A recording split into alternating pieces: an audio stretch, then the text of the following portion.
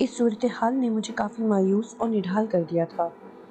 میں بڑی شدت سے بھوک اور پیاس محسوس کر رہا تھا۔ میرا حلق خشک ہو چکا تھا اور زبان سوکھ کر موٹی اور کھردری ہو گئی تھی۔ مجھے خیال آیا کہ میں بہت زیادہ کمزور ہوں، اپنی بھوک اور پیاس تک پر قابو نہیں پا سکتا، میرے اعصاب بھی میرے کنٹرول میں نہیں ہیں، خوف زدہ ہو جانے والی کیفیت بھی اکثر مجھ پر حملہ آور ہو جاتی ہے۔ میں اتنے روز کی ساری ریاضت ضائع کر چکا ہوں۔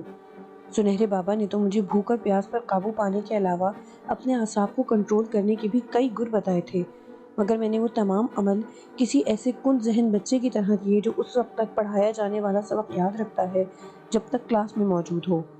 مجھے یاد آ گیا کہ میرا تصور کتنا قوی تھا، میں جو چاہتا تھا دیکھ لیتا تھا۔ جس ارتکاز اور توجہ کی ضرورت اس عمل میں ہوتی ہے وہ مجھ میں اس وقت موجود تھا، مگر جوں میں نے اپنے ذہن کو منتشر ہونے دیا ویسے ویسے اس صلاحیت سے محروم ہوتا رہا۔ مجھے یہ بھی یاد تھا کہ پہلے روز جس دن میں حجرے سے نکلا تھا اس روز بجلی کسی رفتار سے گھر پہنچ گیا تھا۔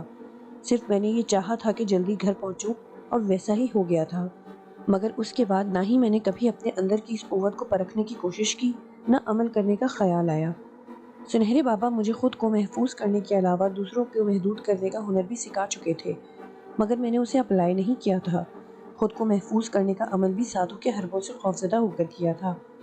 ان باتوں سے میرا ذہن کھلتا چلا گیا۔ میں اسی ہال کے کونے میں پھسکڑا مار کر بیٹھ گیا۔ میں نے آنکھیں بند کر لیں اور آئندہ کے لائحہ عمل پر غور کرنے لگا۔ مجھے اپنے آپ کو ترتیب دینا تھا، مجھے طے کرنا تھا کہ میں کیا چاہتا ہوں، مجھے کیا کرنا چاہیے۔ میں آنکھیں بند کر کے جیسے اپنے ہی سمندروں میں اتر گیا۔ شاید بڑے عرصے بعد میں نے کوئی معقول کام کیا تھا۔ مجھ پر جیسے ادراک کے در واہ ہوتے چلے گئے۔ سب سے پہلے خیال یہی آیا کہ میں اپنی تمام قوتوں کو اپنے اندر ذخیرہ کروں، انہیں اپنے مرضی کا تابع کروں، پھر سوچوں گا کہ مجھے آگے کیا کرنا ہے۔ پھر میں اس موضوع پر جس قدر سوچتا گیا اسی قدر مجھ پر واضح ہوتا رہا کہ شکنتلا، سوامی جی اور سادھو کے ہتھ کنڈوں سے بچنے کا واحد طریقہ یہ ہے کہ میں اپنے آپ کو زیادہ سے زیادہ طاقتور بناؤں۔ اس کے لیے مجھے ان وظائف کو دوبارہ کرنے سے بھی آر نہ تھا۔ گو ان وظائف کو کیے مجھے بڑے دن بیت گئے تھے، مگر مجھے وہ تمام وظائف یاد تھے، بلکہ سنہرے بابا کی دی ہوئی ہدایات بھی خوب یاد تھیں۔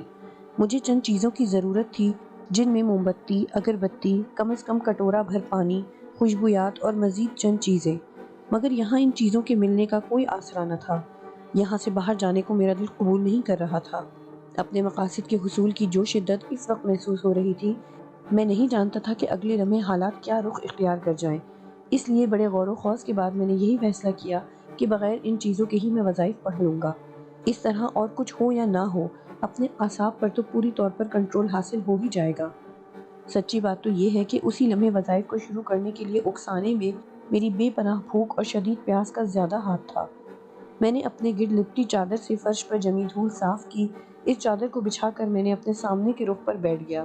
تمام احتیاطی تدابیر اور ہدایات کو ایک بار پھر میں نے ذہن میں دہرایا اور اللہ کا نام لے کر وظائف شروع کر دیے۔ شاید آپ کو یاد ہو کہ سنہرے بابا کے حجرے میں میں پورے 14 دن رہا تھا۔ انہوں نے مجھے ایک کتابچہ بھی دیا تھا جس پر مختلف وظائف لکھے ہوئے تھے۔ میں نے اسے پڑھا بھی تھا، مگر اس وقت مجھے کچھ یاد نہیں آ رہا تھا۔ اس میں بہت سے وظائف تھے جو اگر مجھے یاد ہوتے تو ان حالات میں میرے بہت کام آتے۔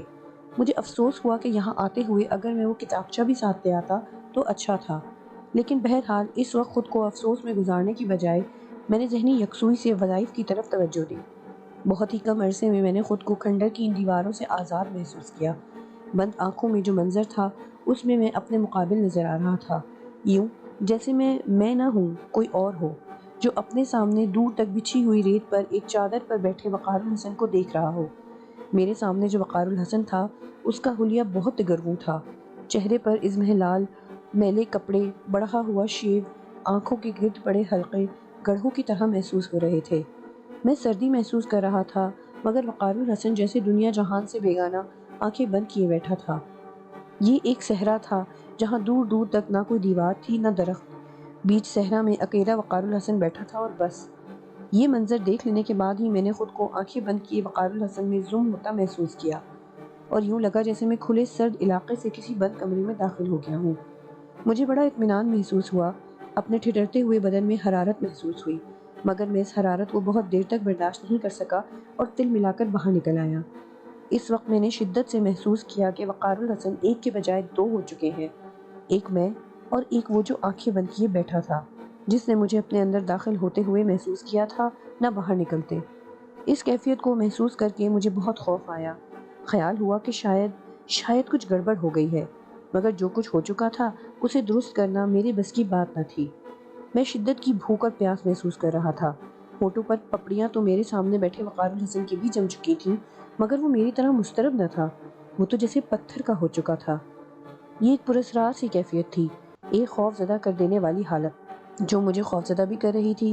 میرا دل چاہ رہا تھا کہ میں گھر چلا جاؤں، نرم گرم بستر پر لیٹ کر پرسکون نیند سو جاؤں، ساری دنیا کو بھاڑ میں جھونک دوں، کسی اچھے ہوٹل میں جا کر پیٹ بھر کر کھانا کھاؤں، کچی مٹی کی سراہی کا پانی پیوں اور پھر سو جاؤں، یا پھر سادھو وہی بدمزہ کھانا دے دے، مگر چمپا کے بدن کی ساری حرارت بھی مجھے بخش دے۔ کھوپڑیاں سادھو کی طرح میری جیب میں بھی کلبلائیں، میں بھی برٹش آدمی کی طرح کسی کو مار کر ان کے سامنے پھینک دوں اور ان کی لہو چاٹنے والی پرکیف اور سحر آفری آوازوں میں ڈوب جاؤں، کوثر کا گلا گھونٹ دوں، شکنتلا کو تہ تہ کر دوں، شگفتہ کو صفحہ ہستی سے مٹا دوں اور کلپنا کے گھنے لمبے بالوں کو اوڑھ کر اس کی خوشبوؤں کی لپٹوں میں ڈولتا پھروں، چمپا کے پیروں میں پڑی پائل کی چھم چھم کو گلے میں ہار کی طرح پہن لوں، اس کے جوڑے پر سجے گیندے کے پھولوں کی پتیاں نوچ کر اپنے گرد بکھرا دوں اور سو جاؤں، پھر اس کے کندن بدن کا سارا سونا پی جاؤں۔ عجیب و غریب کیفیت تھی، میں دو حصوں میں تقسیم ہو چکا تھا۔ مجھے بودم سے وقار الحسن پر غصہ آ رہا تھا، جو کڑاکے کی سردی میں آنکھیں بند کیے وظائف میں مشغول تھا۔ نامعلوم کیوں اسے یہاں وظائف کرنے کا خیال آیا تھا، اور پتہ نہیں کیسے اور کیوں میں اسے اپنے سامنے پا رہا تھا۔ میں نے بغور اپنے ارد گرد پر نگاہ کی، دن کا وقت تھا مگر آسمان پر کہیں سورج نہ تھا، ہمارے سروں پر ایک دھند سی پھیلی ہوئی تھی، گاڑھے دھوئیں کی دبیس چادر سی تھی، جو سورج کی کرنوں کو ہم تک پہنچنے کی راہ میں دیوار تھی۔ کرنیں یہاں تک پہنچتی تو شاید سردی کم ہو جاتی۔ میں نے بھوک محسوس کی، وہاں سے اٹھنا چاہا تو یہ دیکھ کر خوش ہو گیا کہ اس معاملے میں خود مختار ہوں، ورنہ پتہ نہیں کیوں یہ گمان تھا کہ سامنے بیٹھا وقار الحسن ابھی آنکھیں کھولے گا اور ڈپٹ کر مجھے دوبارہ بٹھا دے گا۔ میں ایک طرف کو بڑھتا چلا گیا۔ میں نے اس دوران میں کئی بار مڑ کر وقار الحسن کو دیکھا اور اسے یوں ہی آنکھیں بند کیے بے حس و حرکت بیٹھا پایا۔ ایک تعجب کی بات یہ بھی ہوئی کہ اس سے اس قدر دور آ جانے کے باوجود میں اسے اپنے بالکل قریب دیکھ رہا تھا۔ مجھے اس کے بڑھے ہوئے شیو کا ایک ایک بال صاف نظر آ رہا تھا، اس کے ہولے ہولے ہلتے پپڑی زدہ ہونٹ، اس کا ٹھٹرا ہوا چہرہ، اس کی آنکھوں کے گرد پھیلے حلقے اور پلکوں کی خفیف سی حرکت بھی مجھ سے پوشیدہ نہ تھی۔ مجھے یہ جان کر حیرت ہوئی، مگر خوف محسوس نہ ہوا، بلکہ ایک طرح سے یہ خوشی ہوئی کہ وہ مجھ سے اوجھل نہیں ہوا۔ اندر سے ایک احساس تھا کہ مجھے اسے تنہا نہیں چھوڑنا ہے، اس کی طرف سے غافل نہیں ہونا چاہیے، مگر ساتھ ہی پیٹ میں بل سے پڑنے لگے تھے، زبان پر کانٹوں کی کھرچن سی محسوس ہو رہی تھی اور کچھ کھا پی لینے کا خیال غالب آ گیا۔ میں نے آخری بار پلٹ کر دیکھا اور پھر اسی جانب چل پڑا جس طرف رخ کیے ہوئے تھا۔ چلتے چلتے اچانک ہی ایک ٹوٹی ہوئی دیوار میری راہ میں آ گئی۔ میں چونک اٹھا، یہ وہی دیوار تھی جس کے دوسری طرف بالیکا مندر تھا۔ حالانکہ اب سے پہلے میں کسی صحرا سے گزر رہا تھا۔ اس دیوار کو پہچانتے ہی میں نے پلٹ کر دیکھا اور اپنے خیال کے مطابق اپنے پیچھے دور تک سرکنڈوں کے جنگل کے اس طرف کھنڈر کے ہیولے کو پایا۔ اب نہ وہاں صحرا تھا، نہ آنکھیں بند کیے بیٹھا وقار الحسن۔ میں چند لمحوں کے لیے گھبرایا، میں نے پل بھر کے لیے آنکھیں بند کر کے کھولنا چاہییں اور اسی لمحے صحرا کا منظر نگاہوں میں جاگ کر اوجھل ہونے لگا۔ میں نے سختی سے آنکھیں بند کر لی اور یہ دیکھ کر حیرت زدہ رہ گیا کہ اس بار وہ صحرا اور اس پر چادر بچھائے وقار الحسن صاف نظر آ رہے تھے۔ وہ اب بھی اسی طرح بیٹھا تھا، گویا میں اسے اب بھی دیکھ سکتا تھا، مگر کھلی آنکھوں سے نہیں بلکہ بند آنکھوں سے۔ اس بار میں نے اس راز کو سمجھنے کی نہ کوشش کی اور نہ سوچنے میں وقت ضائع کیا، بلکہ تیزی سے اس ٹوٹی ہوئی دیوار کو عبور کر کے اس پتلی سی راہداری کو پا کر بالیکا مندر کے احاطے سے باہر چلا آیا۔ میں اس بارے میں کچھ سوچنا سمجھنا چاہتا بھی تو یہ ممکن نہ تھا، بھوک اور شدت کی پیاس نے مجھے چکرا کر رکھ دیا تھا۔ بالیکا مندر سنسان پڑا تھا، اس کا آبنوسی دروازہ ایک دوسرے میں پیوست تھا، بند دروازے سے ویرانی ٹپک رہی تھی، باہر بھی کوئی نہ تھا، نہ تانگا، نہ آدمی، نہ کاریں، کچھ بھی نہ تھا۔ میری نگاہیں اس ہوٹل کی طرف اٹھ گئیں جہاں میں یعنی وقار الحسن نے اس رات چائے پی تھی۔ سردی سے ہاتھ پاؤں ٹھٹر رہے تھے، سرد ہوا سوئیوں کی طرح بدن میں چبھ رہی تھی، بھوک اور پیاس میری آنکھوں میں اندھیرے سے بھر رہی تھی۔ میں لڑکھڑاتے قدموں سے ہوٹل کی طرف بڑھ گیا۔ یہاں برٹش کے ساتھ کام کرنے والا لڑکا اکیلا بیٹھا برتن مانج رہا تھا، ہوٹل بھی سنسان تھا۔ مجھے پہلا خیال یہی آیا کہ پتہ نہیں اسے علم بھی ہے یا نہیں کہ اب وہ برٹش اس دنیا میں رہا یا نہیں رہا۔ میں نے سوچا کہ اس سے پوچھوں گا کہ وہ برٹش آدمی کہاں ہے، مگر سب سے پہلے تو مجھے اپنی بھوک پیاس کی فکر تھی۔ میں اس کے قریب پہنچ گیا۔ وہ یوں ہی سر جھکائے برتن دھونے میں لگا رہا۔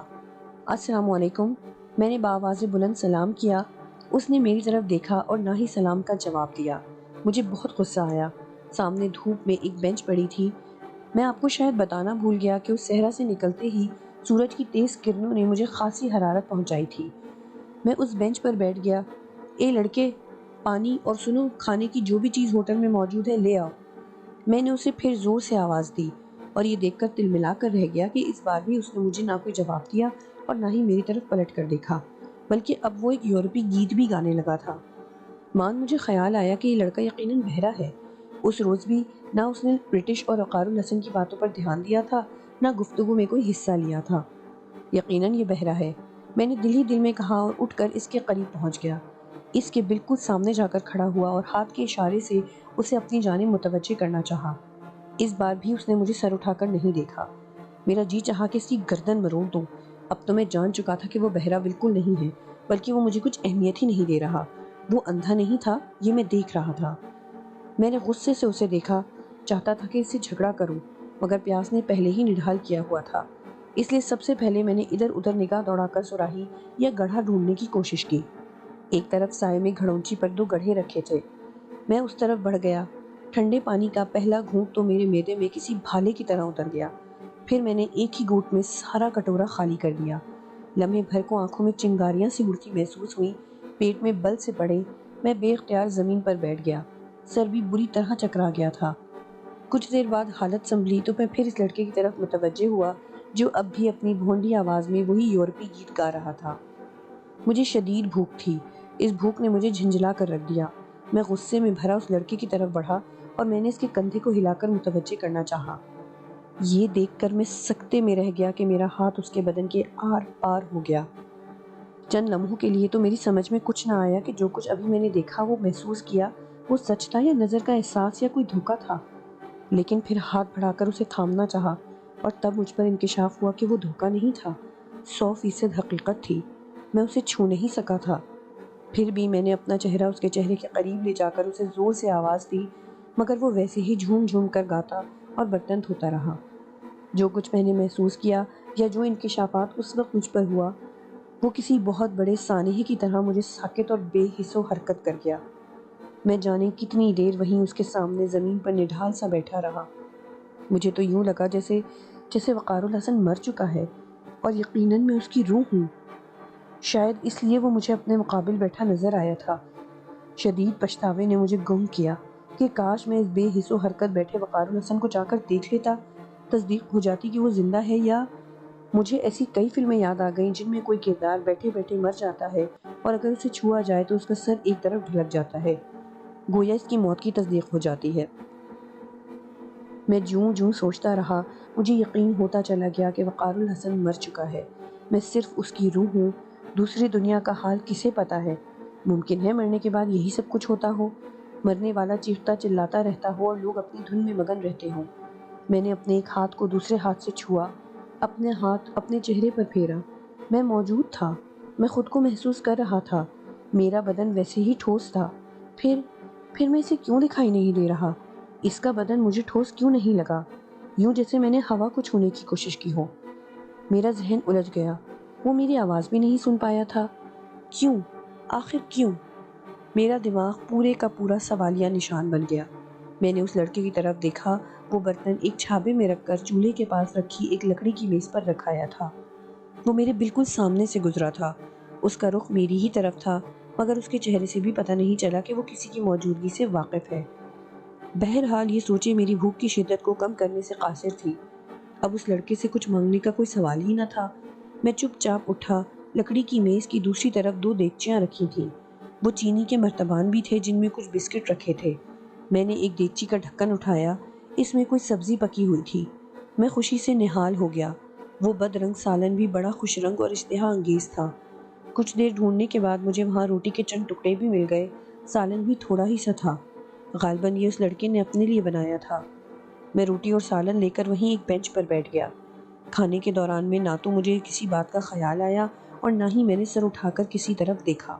کھانا کھانے کے بعد مجھے ہوش آیا۔ وہ لڑکا سامنے بیٹھا دھوپ تاپ رہا تھا۔ سردی کافی تھی، ابھی صبح ہی کا وقت تھا۔ میں خالی پلیٹ میز پر رکھ کر ایک کونے میں بچھی دری پر جا لیٹا۔ کھانا کھا کر میں نیم بے ہوشی کسی حالت محسوس کر رہا تھا۔ نیند پپوٹے بھاری کر رہی تھی۔ وہاں وہی ایک لڑکا تھا اور وہ لڑکا نہ مجھے دیکھ رہا تھا نہ محسوس کر رہا تھا۔ یہ بڑی تعجب خیز بات تھی۔ میں اس کا سبب جاننا اور سوچنا چاہتا تھا، مگر پہلے بھوک اور پیاس نے پریشان کر رکھا تھا اور اب نیند نے بے خود کیا ہوا تھا۔ ذہن کسی قابل ہی نہیں رہا تھا، سو میں نے بھی سب کچھ بھول کر آنکھیں موند لی۔ پتہ نہیں میں کتنی دیر سویا تھا۔ اٹھا تو ہوٹل کی بینچوں پر کئی لوگ بیٹھے تھے، جن میں 2 غیر ملکی بھی تھے، باقی مقامی لوگ تھے۔ لڑکا پھرتی سے کام کر رہا تھا۔ مجھے اس نوجوان لڑکے پر بڑا ترس آیا جو پھرکی بنا ہوا تھا اور بار بار گھبرائی نگاہوں سے سر اٹھا کر چاروں طرف دیکھ رہا تھا۔ وہ یقیناً اسی برٹش آدمی کا منتظر ہوگا۔ مجھے افسوس ہوا کہ میں اس کی مدد کرنے سے قاصر تھا۔ میں دری سے اٹھ کر کپڑے جھاڑتا ہوا ان بینچوں کے قریب پہنچ گیا۔ یہی دیکھنا چاہتا تھا کہ وہاں بیٹھے لوگ مجھے دیکھتے ہیں یا نہیں۔ میں ہر بینچ کے قریب سے گزرا، مگر کسی کا رد عمل ایسا نہ تھا جس سے اندازہ ہوتا کہ انہوں نے میری موجودگی کو محسوس کیا تھا۔ اے مسٹر، ایک غیر ملکی نے ملازم لڑکی کو آواز دی۔ اس نے سنا نہیں یا شاید سمجھا نہیں۔ اے، تمہیں بلا رہے ہیں۔ میں نے بے ساختہ اپنے قریب سے گزرنے والے اس لڑکے کو مخاطب کیا۔ میں بھول گیا تھا کہ وہ مجھے بھی سن نہیں رہا تھا۔ وہ لڑکا اسی طرح اپنے کام میں منہمک تھا۔ وہ میرے پاس پڑی میز کو صاف کرنے لگا۔ David, where is David? اسی غیر ملکی نے آگے بڑھ کر اس لڑکے کا کاندھا ہلایا۔ آئی وانٹ ٹو میٹ ہم۔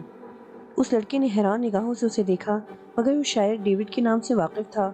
اس نے ایک دم سر ہلایا اور پھر بالیکا مندر کی طرف اشارہ کرتے ہوئے بولا، وہ ڈیوڈ ادھر۔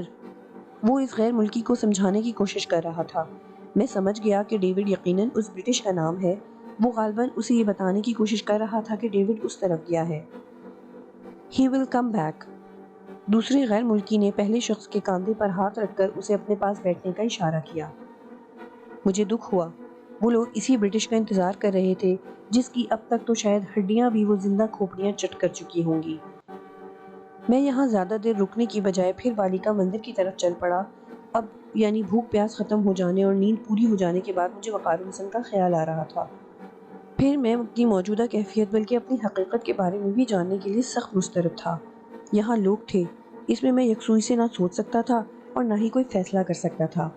میں اسی کھنڈر میں جانا چاہتا تھا۔ میں خاصی رفتار سے بالیکا مندر کی طرف بڑھ رہا تھا۔ میں کچھ ہی دیر بعد اسی نیچی سی دیوار کے قریب سے گزرا جہاں سے گزر کر میں یہاں تک آیا تھا۔ میرے سامنے دور تک وہی سرکنڈوں کا جنگل سرسرا رہا تھا۔ میں آگے بڑھنے کی بجائے وہیں ٹھہر گیا۔ میں نے آنکھیں بند کر کے گہرے سانس لیے اور وقار الحسن کو دیکھنے کی خواہش کی۔ میں اپنی اس خواہش کو پانے میں فوراً ہی کامیاب ہو گیا۔ وہ صحرا میری نگاہوں کے سامنے تھا۔ وقار الحسن آنکھیں بند کیے ابھی تک ساکت و جامد بیٹھا تھا۔ اس کی پوزیشن میں ذرا سا بھی فرق نہیں آیا تھا۔ تھوڑی دیر کو میرا دل بیٹھ گیا۔ مجھے یقین سا آنے لگا کہ وہ مر چکا ہے اور یقین نہ آنے کی کوئی وجہ بھی نہ تھی۔ سب سے بڑا ثبوت تو میں خود تھا۔ میں یعنی وقار الحسن نہیں تھا، یعنی اس کا جسم نہیں تھا، میں اس کی روح ہی ہو سکتا تھا۔ میں نے دیکھا وہ جس انداز میں پھسکڑا مار کر بیٹھا تھا اسی طرح بیٹھا ہے۔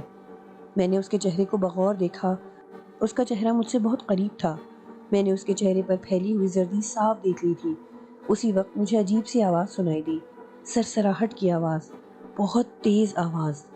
میں نے چاہا کہ آنکھیں کھول کر اپنے گرد و پیش نگاہ کروں، مگر عین اسی لمحے جب میں آنکھیں کھولنے والا تھا کہ ایک کوندا سلک کا کوئی چمکدار لمبی سی چیز لہراتی ہوئی وقار الحسن کی طرف بڑھ رہی تھی۔ وہ چیز وقار الحسن سے تقریباً 50 قدم کے فاصلے پر تھی۔ میری نگاہ جو ہی اس پر پڑی وہ زیادہ بڑی اور واضح ہو کر میری سامنے آ گئی۔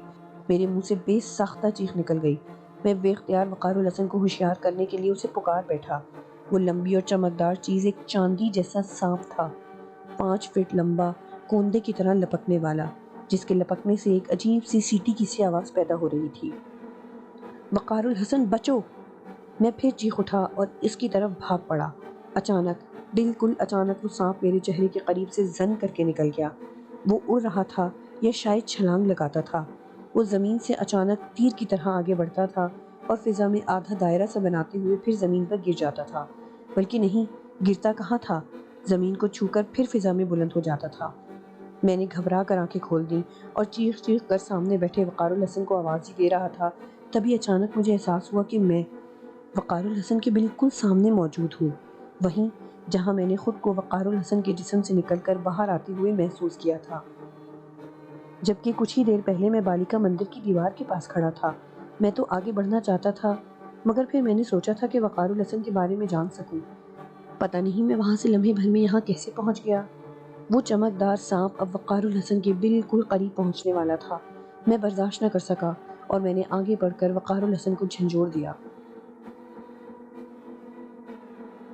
میرے جھنجھوڑنے پر وقار الحسن کے جسم میں جنبش تو ہوئی، اس کا بدن ہلا بھی، مگر اس نے آنکھیں نہیں کھولی، نہ اس کا سر میری توقع کے مطابق ایک جانب کو ڈھلکا، گویا وہ زندہ تھا۔ وقار الحسن، پاگل ہو گئے ہو کیا؟ تمہاری زندگی خطرے میں ہے۔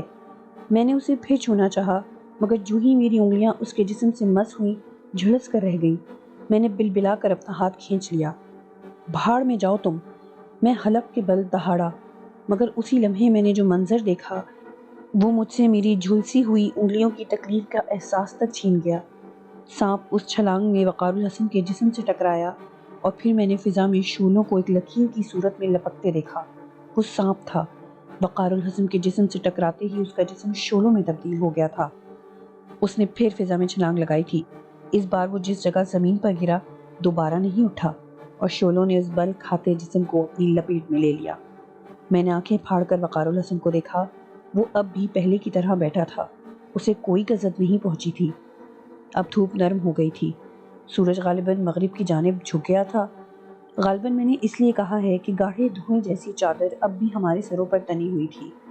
ہوا میں عجیب سی چبھنے والی ٹھنڈک تھی۔ میں وقار الحسن کے سامنے ٹھنڈی ریت پر بیٹھ گیا۔ پتہ نہیں وقار الحسن کا کیا پروگرام تھا، وہ کب تک یوں ہی بیٹھے رہنے کا ارادہ رکھتا تھا۔ وہ وظائف کر رہا تھا، اتنا تو میں جانتا تھا، مگر وہ کتنی دیر وظائف کرے گا میں اس سے ناواقف تھا۔ جوں جوں اندھیرا پھیل رہا تھا میں مضطرب ہوتا جا رہا تھا۔ آسمان سے برستے اندھیرے کے ساتھ ہی ٹھنڈک بھی بڑھتی جا رہی تھی۔ میرے ہاتھ پاؤں یخ ہو چکے تھے۔ حرارت کی خواہش بڑھی تو مجھے چمپا یاد آ گئی۔ پتہ نہیں وہ زندہ بھی تھی یا نہیں۔ پھر مجھے کلپنا یاد آ گئی۔ مجھے سامنے پتھر بنے وقار الحسن پر غصہ آ گیا۔ اب تو اسے یوں مٹی کا مادھو بنے بہت دیر ہو چکی تھی۔ میں تو اسے دیکھ چکا تھا، مگر وہ اب تک میرے وجود سے ناواقف تھا۔ میں چاہتا تھا کہ وہ بھی مجھے دیکھ لے تاکہ ہم یہ طے کر سکیں کہ یہ کیا ہوا۔ ہم واقعی دو حصوں میں تقسیم ہو گئے ہیں یا یہ بھی کسی قسم کا شعبدہ ہے؟ اس نے تو میرے چیخنے چلانے کے باوجود اور میرے جھنجھوڑ دینے کے بعد بھی آنکھیں نہیں کھولی تھی۔ اسے تو سانپ کا خطرناک حملہ بھی ہوش میں نہیں لا سکا تھا۔ میری سمجھ میں نہیں آ رہا تھا کہ میں کیا کروں، اسے کیسے متوجہ کروں۔ پھر اچانک ہی میرے دماغ میں ایک خیال آیا اور میں نے آگے بڑھ کر اس میں داخل ہونا چاہا۔ یہ دیکھ کر میں خوش ہو گیا کہ اس بار میں پہلے کی طرح اس میں ضم ہو چکا تھا۔ اندر داخل ہوتے ہی میں نے حرارت محسوس کی جو دھیرے دھیرے بڑھ کر تپش میں تبدیل ہو گئی۔ ایک بات اور میں نے محسوس کی کہ میں وقار الحسن کے اندر ضم ہونے کے باوجود اس سے الگ تھا۔ میں سوچ رہا تھا، سب کچھ محسوس بھی کر رہا تھا۔ میں نے وقار الحسن کے وجود کو، اس کے دماغ کو ایک اندیکھے جال میں محبوس دیکھا۔ میں جاننا چاہتا تھا کہ وہ کیا پڑھ رہا ہے، کیا سوچ رہا ہے، مگر میں اس کے دماغ میں گھسنے سے قاصر تھا۔ میں نے اسے پھر جگانے کی کوشش کی، ہوش میں لانے کی کوشش کی، مگر وہ ساکت بیٹھا رہا۔ اس میں کوئی جنبش نہ ہوئی۔ اس کے اندر کی تپش اب مجھے آنچ دے رہی تھی۔ مجھے اپنا آپ جلتا ہوا محسوس ہوا۔ میں پھر گھبرا کر باہر نکل آیا۔ میں جیسے ہی اس کے مقابل ہوا اس نے آنکھیں کھول دی۔ میں نے اس کی آنکھوں میں لمحے بھر کو شدید حیرت دیکھی، مگر جلد ہی وہ پرسکون ہو گیا۔ وقار الحسن، تم دیکھو، مجھے دیکھو، میں کون ہوں؟ وقار الحسن یا کوئی اور؟ میں اس کے قریب چلا آیا۔ اس کی آنکھوں میں بے پناہ سرخی اور وحشت سی تھی۔ اس نے دھیرے سے مسکرا کر کہا، تم وقار الحسن ہو، مگر وہ وقار الحسن جو سادھو کی باتوں میں آ کر بھٹک گیا تھا، وہ جو دنیا کی لذتوں میں راہ مستقیم کو ٹھکرا کر ایک ایسے راستے پر چل نکلا تھا جہاں تمام عذاب خوبصورت اور پرکشش شکلوں میں تمہارے منتظر ہیں۔ تو کیا تم ان لذتوں سے منکر ہو جنہیں حاصل کر چکے ہو؟ اس شہد کو کڑوا گھونٹ کہنے والے ہو جسے چکھ چکے ہو؟ تم نے میٹھے زہر کا نام سنا ہے؟ اس نے الٹا سوال کر دیا۔ ہاں، لیکن میں الجھ گیا۔ وہ زہر بھی انسان کو مار دیتا ہے۔ اس نے سر ہلا کر آنکھیں بند کر کے کسی بزرگ کی طرح جواب دیا۔ وقار الحسن، میں نے چند لمحے سوچتے رہنے کے بعد اسے پھر مخاطب کیا، میں اور تم دو الگ شخصیتیں ہیں یا ایک ہی؟ میں نے جو وظیفہ کیا تھا وہ اپنے اندر سے نفسانی خواہشات کو فنا کرنے کا کیا تھا۔ یہ میرا ارادہ نہیں تھا، میں تو اپنی گمشدہ قوتوں کو دوبارہ حاصل کرنا چاہتا تھا، وہ وظائف کرنا چاہتا تھا جو سنہرے بابا کے حجرے میں کر چکا تھا۔ تبھی مجھے ان کی دی ہوئی کتاب میں لکھا ایک وظیفہ یاد آ گیا، میں نے وہ بھی پڑھ لیا۔ میں کچھ بھول گیا تھا، میں سمجھتا تھا کہ وہ وظیفہ حصار کھینچنے والا ہے، مگر جب تک مجھے احساس ہوا تو میرے وجود سے باہر نکل چکے تھے۔ بہرحال مجھے اس پر فخر ہے، کوئی شرمندگی نہیں ہے، بلکہ مجھے احساس ہو رہا ہے کہ شاید خدا یہی چاہتا تھا۔ میں نے 2 وظائف کر لیے ہیں، میں انشاءاللہ اپنی گمشدہ قوتوں کو حاصل کرنے میں کامیاب ہو جاؤں گا۔ گو یہاں مجھے سادھو کا زیادہ خطرہ ہے، مگر پھر بھی میں خود میں ایک عزم اور ولولہ پاتا ہوں۔ تمہارے لیے میری نصیحت یہی ہے کہ مجھ سے دور رہنا، مجھے پریشان کرنے کی کوشش نہ کرنا۔ جو قوتیں میں حاصل کر چکا ہوں وہ یقیناً تم میں بھی پیدا ہو جائیں گی۔ تم اپنے آپ پر قابو پانے کی کوشش کرتے رہنا، نیکی کرنا اور نفس پر پورا کنٹرول حاصل کرنا۔ وہ کسی بوڑھے بزرگ کی طرح باتیں کر رہا تھا، مجھے قطعی اچھا نہ لگا۔ آدمی اپنی عمر کے مطابق چلے تو اس کے لیے بہتر ہوتا ہے وقار الحسن۔ تم کب تک مار کے سر کرتے رہو گے؟ کیا تم بھول گئے کہ تمہیں کوثر کو واپس لے کر جانا ہے؟ تمہیں اس سادھو نے تو اتنا نقصان نہیں پہنچایا جتنا شکنتلا نے۔ تم سوچ چکے تھے کہ دنیا جہان کو بھاڑ میں جھونک دو گے، کوثر کے لیے بھی صرف اتنا کرو کہ اسے سادھو کے چنگل سے نکال کر گھر بھیج دو۔ شکنتلا تو شاید اب تمہارے پاس آئے گی ہی نہیں۔ وہ کلپنا اور چمپا اور وہ کھوپڑیاں وقار الحسن، کلپنا اور چمپا اور کھوپڑیوں کے نام سے ہی مجھ پر نشہ سا طاری ہونے لگا تھا۔ میں نے وقار الحسن کے چہرے پر ناگواری محسوس کر لی۔ خدا کا شکر ہے کہ میرے دل و دماغ کا وہ حصہ جہاں پر یہ سب تھا مجھ سے الگ ہو کر مجسم ہو چکا ہے، اور وہ تم ہو۔ اس کے لہجے میں بلا کا اطمینان تھا۔ وقار الحسن، تم بھوکے اور پیاسے ہو، جبکہ میں باہر سے پیٹ بھر کر آیا ہوں۔ میں نے اس کی دکھتی رگ پر ہاتھ رکھنا چاہا، کچھ بھی تھا، وہ بہرحال انسان تھا، بھوک اور پیاس اسے بھی محسوس ہو رہی ہوگی۔ ہاں، میں بھوکا ہوں اور پیاسا بھی، مگر اب مجھ میں اتنی قوت ہے کہ خود پر جبر کر سکوں۔ اس نے اس بار بھی بڑے اطمینان سے جواب دیا۔ بے وجہ کا جبر کرنے سے کوئی فائدہ ہونے والا نہیں ہے وقار الحسن، میری مانو تو یہ سب چھوڑ چھاڑ کر اپنی پرسکون زندگی میں واپس چلو۔ تم شاید بھول گئے کہ تم یہ وظیفہ کرنے کے لیے کیوں بیٹھے تھے۔ سادھو سے یہ سب کچھ چھین لو وقار الحسن، اس کھنڈر پر قبضہ کر لو، یہ سارا کچھ تمہارا ہو جائے گا۔ میں نے پھر اسے اکسایا۔ اس کے سپاٹ چہرے پر ناگواری کی کئی لکیریں سی پڑ گئیں۔ میں بولتا رہا، اس نے جتنی تکلیفیں اٹھائی تھیں سب اسے ایک ایک کر کے یاد دلائیں، اسے بتایا کہ ان چکروں نے، ان عذابوں نے اسے زندگی سے دور کر دیا ہے۔ اسے کچھ نہیں پتا کہ دنیا میں کیا ہو رہا ہے، وہ نہیں جانتا کہ آدمی عمر کے ساتھ ساتھ کن رنگین کیفیات سے گزرتا ہے۔ جب سے اس نے ہوش سنبھالا ہے اب تک دوسروں کے گناہوں کی سزا بھگتا رہا ہے۔ میں انتہائی دردناک لہجے میں اسے اس کے غم یاد دلا رہا تھا۔ پھر میں نے محسوس کیا کہ اس پر میری باتوں کا اثر ہونے لگا ہے۔ اس کے چہرے پر پہلی ناگواری کی لکیریں غائب ہو گئی تھیں، اب اس کے چہرے پر گہری سوچ اور غم کے گہرے سائے لرز رہے تھے۔ مجھے یقین ہو گیا کہ میں اپنے مقصد میں کامیاب ہو گیا ہوں یا ہونے والا ہوں۔ وقار الحسن، زندگی ایک ہی بار ملتی ہے، اگر دوبارہ ملتی تو میں بھی پہلی زندگی کو لوگوں کی خدمت میں گزار دیتا۔ مرنے کے بعد ہماری کیا حیثیت ہوگی، کیا زندگی ہوگی، کچھ پتہ نہیں ہے۔ کم از کم اس زندگی کو تو اپنی مرضی سے گزار لو۔ دوسروں کے مسائل حل کرنے میں وقت ضائع کرو گے تو اپنے لیے ہزاروں مسائل کھڑے کر لو گے، اور اس وقت انہیں حل کرنے والا کوئی تمہارے ایسا بے وقوف وقار الحسن آگے نہیں بڑھے گا۔ تم چپ نہیں رہ سکتے۔ وہ نہ جانے کیوں جھنجھلا گیا۔ میں نے اس کے چہرے پر جس کشمکش کے آثار دیکھے تھے وہ کسی حد تک امید افزا تھے۔ میں نے ایسے میں چپ ہو جانا ہی مناسب سمجھا۔ میں چاہتا تھا کہ وہ اپنے ضمیر سے خود جنگ کرے اور خود ہی فتح حاصل کر لے۔ اس طرح میں قدم قدم پر اسے سمجھانے اور نصیحتیں کرنے سے بچ جاؤں گا۔ مجھے 100% اپنی کامیابی کی امید تھی۔ میں نے قطعی طور پر نفسیاتی حربہ استعمال کیا تھا۔ میں نے اس کے ذہن میں بات اس وقت ڈالی تھی جب اس کا ذہن پورے کاغذ کی طرح صاف ستھرا اور سادہ تھا۔ میں اپنی بات ذہن میں ڈال کر اس کے ذہن کی کیواڑ بند کر دینا چاہتا تھا تاکہ وہ کوئی تعویل نہ دے سکے۔ اس کی دی ہوئی کوئی بھی تعویل، کوئی بھی نصیحت اسے مضبوط کر سکتی تھی۔ میں نے اس کے سامنے سے ہٹ جانا مناسب سمجھا۔ میں اسے یوں ہی سوچوں میں غرق چھوڑ کر اس کے پشت کی طرف چل دیا۔ یہاں بھی دور دور تک صحرا سا پھیلا ہوا تھا۔ مجھے پہلی بار پریشانی ہوئی کہ آخر یہ کیا ہوا ہے۔ وقار الحسن تو کھنڈر کے اس ہال میں مراقبے میں بیٹھا ہوا تھا، پھر یہ ہال اچانک صحرا میں کیسے تبدیل ہو گیا؟ اگر یہ سادھو کی شعبدے بازی تھی تو اس میں اس کا کیا فائدہ تھا؟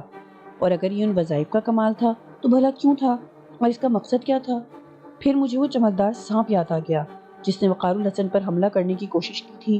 وہ کون تھا، کیا تھا، اور کس نے اسے وقار الحسن پر حملہ کرنے کے لیے بھیجا تھا؟ نامعلوم کیوں مجھے وہ سانپ یاد آ رہا تھا۔ جس نے وقار الحسن کے بابا کا گلا گھونٹ کر انہیں مار دیا تھا۔ ایسے ہی ایک سانپ نے گنگوا کی بھی جان لی تھی۔ اسے تو میں نے کافی غور سے دیکھا تھا۔ یہ چاندی ایسا چمکدار سانپ تھا جو کنڈلی مارے گنگوا کے نیلے پڑتے بدن پر بیٹھا تھا۔ میرے دماغ میں شکنتلا کی دھمکی گونج اٹھی۔ اس نے وقار الحسن سے کہا تھا کہ تم سمجھ رہے ہو کہ تمہارا خاندان چاند کی قید سے آزاد ہو گیا تو یہ تمہاری بھول ہے۔ جس وقت وقار الحسن کے بابا جان دے رہے تھے، جب ان کے گلے میں لپٹا سانپ وقار الحسن نے دیکھ لیا تھا، تب کھڑکی میں پہلی بار شکنتلا کا سایہ لہرایا تھا، یوں جیسے وہ باور کرانا چاہتی ہو کہ اس کا انتقام پورا ہو گیا۔ ممکن ہے یہ سانپ شکنتلا ہی کی مہربانی ہو؟ وقار الحسن کا اسے جواب دینا گویا اس کی مکمل شکست پر یقین کی مہر لگانا تھا۔ وہ مایوس ہو کر کچھ بھی کر سکتی تھی۔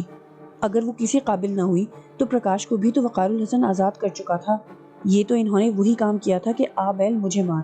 اچھا بھلا صندوق میں بند تھا، مگر وقار الحسن خدائی فوجدار بنے ہوئے تھے۔ میں یہ سب باتیں سوچتا ہوا بڑی دور نکل آیا تھا۔ میرا خیال تھا کہ اتنے کم وقت میں نے بڑا طویل فاصلہ طے کر لیا ہے۔ میں بے وجہ ہی چلتا چلا جا رہا تھا۔ صحرا میرے پیچھے رہ گیا تھا۔ میرے سامنے دور تک درخت ہی درخت تھے، موٹے، بھدے اور بے حد پرانے درخت، برگد اور پیپل کے درخت۔ ساری زمین پتوں سے ڈھکی ہوئی تھی۔ میں لمحے بھر کو ٹٹک گیا۔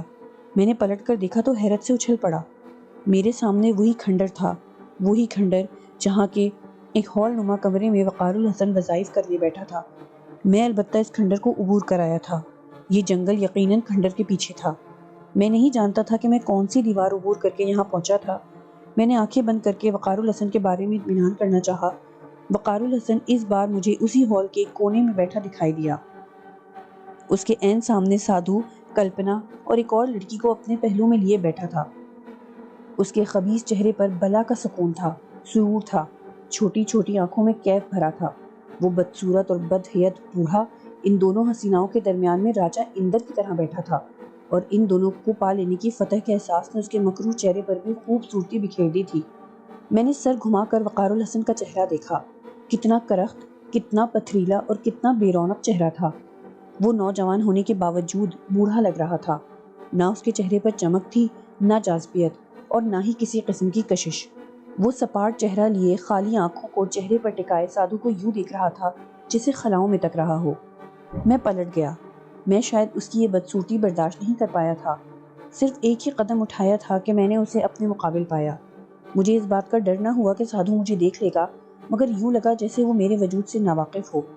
مجھے توقع تھی کہ مجھے یوں یا وقار الحسن کو دو حصوں میں منقسم دیکھ کر وہ حیرت سے اچھل پڑے گا، مگر اس کی نگاہیں مجھ پر سے یوں گزر گئی جیسے خلا کو تکتی ہوئی گزری ہوں۔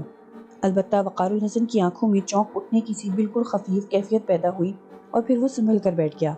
وقار الحسن، وہ پائل دے دو مجھے۔ میں نے چونک کر وقار الحسن کو دیکھا۔ وہ ہچکچاہٹ میں مبتلا تھا۔ صاف لگ رہا تھا کہ وہ انکار کرنے والا ہے۔ میں ایسا نہیں چاہتا تھا، سو پلک جھپکتے اس کے اندر اتر گیا۔ وقار الحسن، وہ پائل اسے دے دو۔ میں نے سرگوشی کی۔ مجھے اس بار اس کا بدن اندر سے بالکل سرد لگا۔ مجھے وقار الحسن کا ہنکارا سنائی دیا۔ میں نے اس کے دماغ میں گھسنے کی کوشش کی، مگر لگا جیسے میں ٹوٹ پھوٹ کر بکھر جاؤں گا۔ پائل اسے دے دو وقار الحسن۔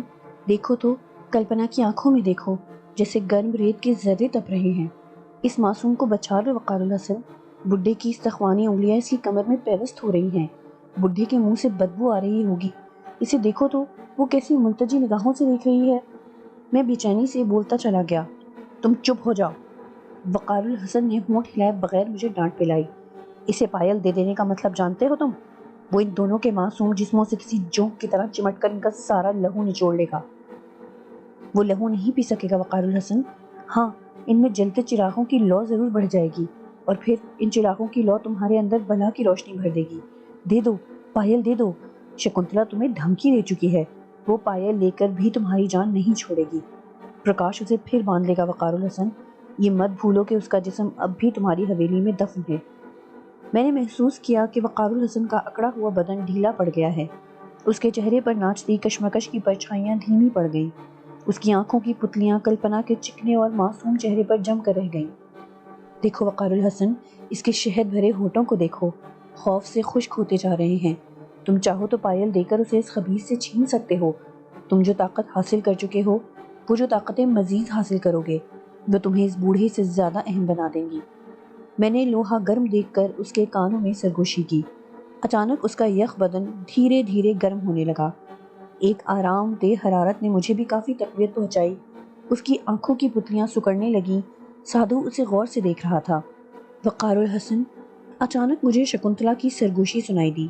اسے پائل نہیں دینا وقار الحسن، بھگوان کے لیے ایسا نہ کرنا، ورنہ تم سارا جیون پچھتاوے میں گزار دو گے۔ وہ نظر نہیں آ رہی تھی۔ وقار الحسن اس کی آواز سن کر چونک اٹھا تھا۔ اس کے اعصاب تناؤ کا شکار ہو گئے۔ اس کے چہرے کے عضلات بھی کھنچ گئے۔ بکنے دو اسے وقار الحسن۔ جو جملہ میں کہنا چاہتا تھا وہ سادھو نے ادا کر دیا۔ اس وقت میرا جی چاہا کہ بڑھ کر اس کا قریب منہ چوم لوں۔ اس دنیا پر اس کا ادھیکار نہیں ہے، مر کر یہ پھر بھی سالوں سے یہاں بھٹک رہی ہے اور تم لوگوں کو پریشان کرتی ہے۔ اس کا وناش ہو جانا، دنیا سے اوجھل ہو جانا ہی اچھا ہے وقار الحسن، اور نہ جانے یہ کیا کرے گی۔ میں نے بھی وقار الحسن کو ٹہوکا دیا۔ وقار الحسن ششوپنج میں مبتلا تھا۔ میں اور سادھو اسے ایک جانب کھینچ رہے تھے، شکنتلا کی سسکیاں اور شاید اس کے ضمیر کی سسکیاں اسے دوسری جانب۔ مجھے تو یہی امید تھی کہ میں اور سادھو اسے قائل کرنے میں کامیاب ہو جائیں گے۔ وہ پیش بند کہاں ہے سادھو؟ اچانک وقار الحسن نے ایک غیر متوقع سوال کر ڈالا۔ اس کی آواز بھرائی ہوئی تھی، اس کا لہجہ ٹوٹا ٹوٹا سا تھا۔ میں اسے جانتا تھا، خوب واقف تھا، یہ علامت تھی اس کی کمزوری کی، شکست مان لینے والی کیفیت کی۔ تم کیا کرو گے اس پیش بند کا؟ میں نے اور سادھو دونوں نے ہی ایک ساتھ سوال کیا۔ جو کچھ تم پائل کا کرو گے، وقار الحسن نے لہجے کو درست بنانے کی کوشش کرتے ہوئے کہا۔ میں نے تو تم سے نہیں پوچھا کہ تم پائل کا کیا کرو گے۔ سادھو چند لمحے اسے دیکھتا رہا، پھر کچھ مضطرب سا ہو گیا۔ اس کی توجہ ان حسیناؤں کے مرمری بدن سے ہٹ چکی تھی۔ پھر اچانک اس نے اپنے دونوں بازوؤں کو ان دونوں کے کاندھوں سے ہٹا لیا اور کچھ آگے کی طرف لپک آیا۔ وہ شکتی کا بھنڈارا ہے، تم چاہو تو وہ میں تمہیں دے سکتا ہوں، پر وہ پائل تمہارے لیے اتنی اہم کیوں ہے سادھو؟ ایک عرصہ ہو گیا ہے تمہیں اس کے پیچھے پڑے ہوئے۔ وقار الحسن نے کھوجتے ہوئے انداز میں کہا۔ تمہیں اس سے کیا ہے؟ میں نے پھر ٹھہوکا دیا۔ دے دو اسے، جان چھڑاؤ اپنی۔ تم بھی تو عرصے سے اسے سینے سے لگائے پھر رہے ہو۔ تم دونوں ہی نے بے وقوفی میں اتنا عرصہ ضائع کر دیا۔ اس اسرار کی دنیا میں اور بہت کچھ ہے وقار الحسن۔ چپ رہو تم، وہ جھنجھلا کر چیخا۔ اس کے اس طرح جھنجھلا کر چیخنے نے سادھو کو چونکا دیا۔ کون ہے؟ کس سے بات کر رہے ہو تم؟ اس کی چوکنی نگاہوں سے چاروں جانب دیکھا تو وقار الحسن کو اپنی بے وقوفی کا احساس ہوا۔ کچھ نہیں، کوئی نہیں ہے، میں تم سے کہہ رہا ہوں۔ اس نے بات بنانے کی کوشش کی مگر تیر کمان سے نکل چکا تھا۔ وہ جان گیا تھا کہ وقار الحسن کسی سے باتیں کر رہا ہے۔ وہ کچھ دیر تک اسے دیکھتا رہا، اس کی تیز نگاہوں میں گہری سوچ تھی۔ پھر اچانک اس کی ہونٹوں پر مسکراہٹ تیر گئی۔ وقار الحسن، تم بڑی شکتیاں حاصل کر چکے ہو، مجھے بھی اب کچھ تیاریاں کر لینی چاہیے، اس نے معنی خیز انداز میں کہا۔ میں سمجھ نہیں سکا کہ وہ میرے بارے میں جان گیا ہے یا نہیں۔ وقار الحسن کے چہرے پر بھی الجھن کے آثار تھے۔ وقار الحسن اس معاملے کو بے وجہ تول دے رہا تھا۔ مجھے اس پر سخت غصہ تھا۔ میرے بس میں ہوتا تو سادھو سے سودے بازی کر لیتا، پائل اسے دے کر اس سے وہ تمام چیزیں لے لیتا جن کی تڑپ نے مجھے بے کل کیا ہوا تھا۔ اب ایک ہی بات رہ گئی تھی۔ میں اس طویل جنگ سے تنگ آ چکا تھا۔ میں جلد سے جلد حالات کو تبدیل کرنا چاہتا تھا۔ یوں لگ رہا تھا جیسے وقار الحسن اور سادھو وقت کے کسی ایک لمحے میں قید ہو کر رہ گئے ہیں۔ میں اس قید سے نکل کر آگے بڑھنا چاہتا تھا۔ سادھو اب بھی گہری سوچ میں ڈوبا وقار الحسن کو تک رہا تھا۔ پھر اسے کچھ خیال آیا اور وہ سیدھا ہو گیا۔ اس نے وہیں بیٹھے بیٹھے دودھ بنی طاق تک ہاتھ بڑھایا۔ میں یہ دیکھ کر حیران رہ گیا کہ اس کا ہاتھ یعنی اس کا بازو گزوں لمبا ہو گیا۔ اس نے طاق پر رکھا وہ پیالہ اٹھا لیا جس میں خون بھرا تھا۔ وقار الحسن، جانتے ہو یہ خون کس کا ہے؟ اس نے خاصے پراسرار لہجے میں سوال کیا۔ کیا مطلب؟ وقار الحسن چونک اٹھا۔ مطلب یہ ہے بالک کہ یہ لہو کوثر کا ہے، اس کی بانچھوں سے ٹپکنے والا لہو۔ اس نے جو عمل کیا تھا وہ پائل حاصل کرنے کے لیے کیا تھا، مگر اسے پیش بند مل گیا۔ یہ ناگپا جادوگر کا پیش بند 2.5 صدی پرانا ہے۔ اتنے ہی عرصے سے ناگ دیوتا اس کی حفاظت پر معمور تھے۔ اس نے ان بھیانک ناگوں کو شکست دی تھی، پرنتو اس جاپ نے یعنی عمل نے اس کی نسوں سے لہو کھینچ لیا تھا۔ یہ پیش بند جو بڑے بڑے گیانی، گنی، تانترک اور سادھو سنت حاصل نہ کر سکے، اس مورکھ پاگل کنیا نے پا لیا۔ وہ نہیں جانتی کہ اسے پانا کیسی شکتی پانا ہے، وہ اس کے بارے میں کچھ بھی نہیں جانتی۔ اس کو پانے کے لیے کتنے لوگوں نے اپنی جان ہار دی، یہ بھی آج رات میں تمہیں دکھاؤں گا۔ آج رات تم تیار رہنا۔ مگر ان باتوں سے تمہارا کیا مطلب ہے؟ اور تم اس خون کی بات کیوں کر رہے تھے؟ اگر یہ کوثر کا خون ہے تو بھی تم کیا چاہتے ہو؟ اور کوثر کہاں ہے؟ میں اسے ابھی اور اسی وقت دیکھنا چاہتا ہوں۔ وقار الحسن ایک دم بے چین ہو گیا۔ ہاں، میں اسے دکھا دیتا ہوں وقار الحسن، لیکن تم اسے پا نہیں سکو گے۔ اب وہ تمہیں اس روز ملے گی جب تم پائل مجھے دے دو گے۔ اتنا کہہ کر سادھو نے اپنے ہاتھوں کو عجیب سے انداز میں جنبش دی۔ تیز سیٹی کی سی آواز کے ساتھ ہی سرخ رنگ کا دھواں سا اٹھا۔ پورا ہال اس دھوئیں سے بھر گیا۔ وقار الحسن کے گلے میں شدید جلن ہوئی۔ اس جلن کو میں نے اپنے گلے اور نتھنوں میں بھی محسوس کیا۔ وقار الحسن پر چھینکوں کا دورہ سا پڑ گیا۔ اس کی آنکھوں سے پانی کی دھاریں بہنے لگیں۔ وہ نڈھال ہو گیا۔ یہ سب کچھ صرف چند سیکنڈ میں ہو گیا۔ کچھ دیر بعد کمرہ ایک دم صاف ہو گیا۔ میں سامنے کوثر کو بیٹھا دیکھ کر حیرت اور خوف سے اچھل پڑا۔ وقار الحسن کی حالت بھی مجھ سے مختلف نہ تھی، بلکہ اس کے تو حلق سے عجیب سی چیخ بھی نکلی تھی۔ میں نے اتنا خوفناک منظر اب سے پہلے نہیں دیکھا تھا۔ وہ کمرے کے ایک کونے میں سر جھکائے یوں بیٹھی تھی جیسے وہ خود نہ ہو، بلکہ کسی نے بھربھری مٹی سے اس کا مجسمہ بنا کر کونے میں رکھ دیا ہو۔ اس کے مٹی میں اٹے بال لٹوں کی صورت میں اس کی شانوں پر پھیلے ہوئے تھے۔ ہونٹ خشک ہو کر سفید ہو گئے تھے، آنکھیں بند تھیں، بدن ویسے ہی جگہ جگہ سے پھٹا ہوا تھا، زخموں پر جمع ہوا خون سیاہ پڑ چکا تھا۔ سب سے زیادہ خوفناک بات یہ تھی کہ ایک بہت بڑی مکڑی نے کوثر کے بدن پر جالا بنا ہوا تھا۔ وہ سرخ رنگ کی مکڑی اتنی ہیبت ناک تھی کہ میں نے لمحہ بھر کو آنکھیں بند کر لی تھی۔ وہ جالا ہلتا تھا تو اس کے بدن سے چمٹی چمکدار لکیریں سی لہرا جاتی تھی۔ وہ کسی مردے کی طرح بے حس و حرکت تھی۔ اس کے بدن کا کوئی حصہ ایسا نہ تھا جہاں جالا نہ بنا ہوا ہو۔ سرخ مکڑی اپنی گول گول آنکھوں سے چاروں طرف دیکھ رہی تھی۔ نامعلوم کیوں مجھے لگا جیسے یہ آنکھیں میں پہلے بھی کہیں دیکھ چکا ہوں۔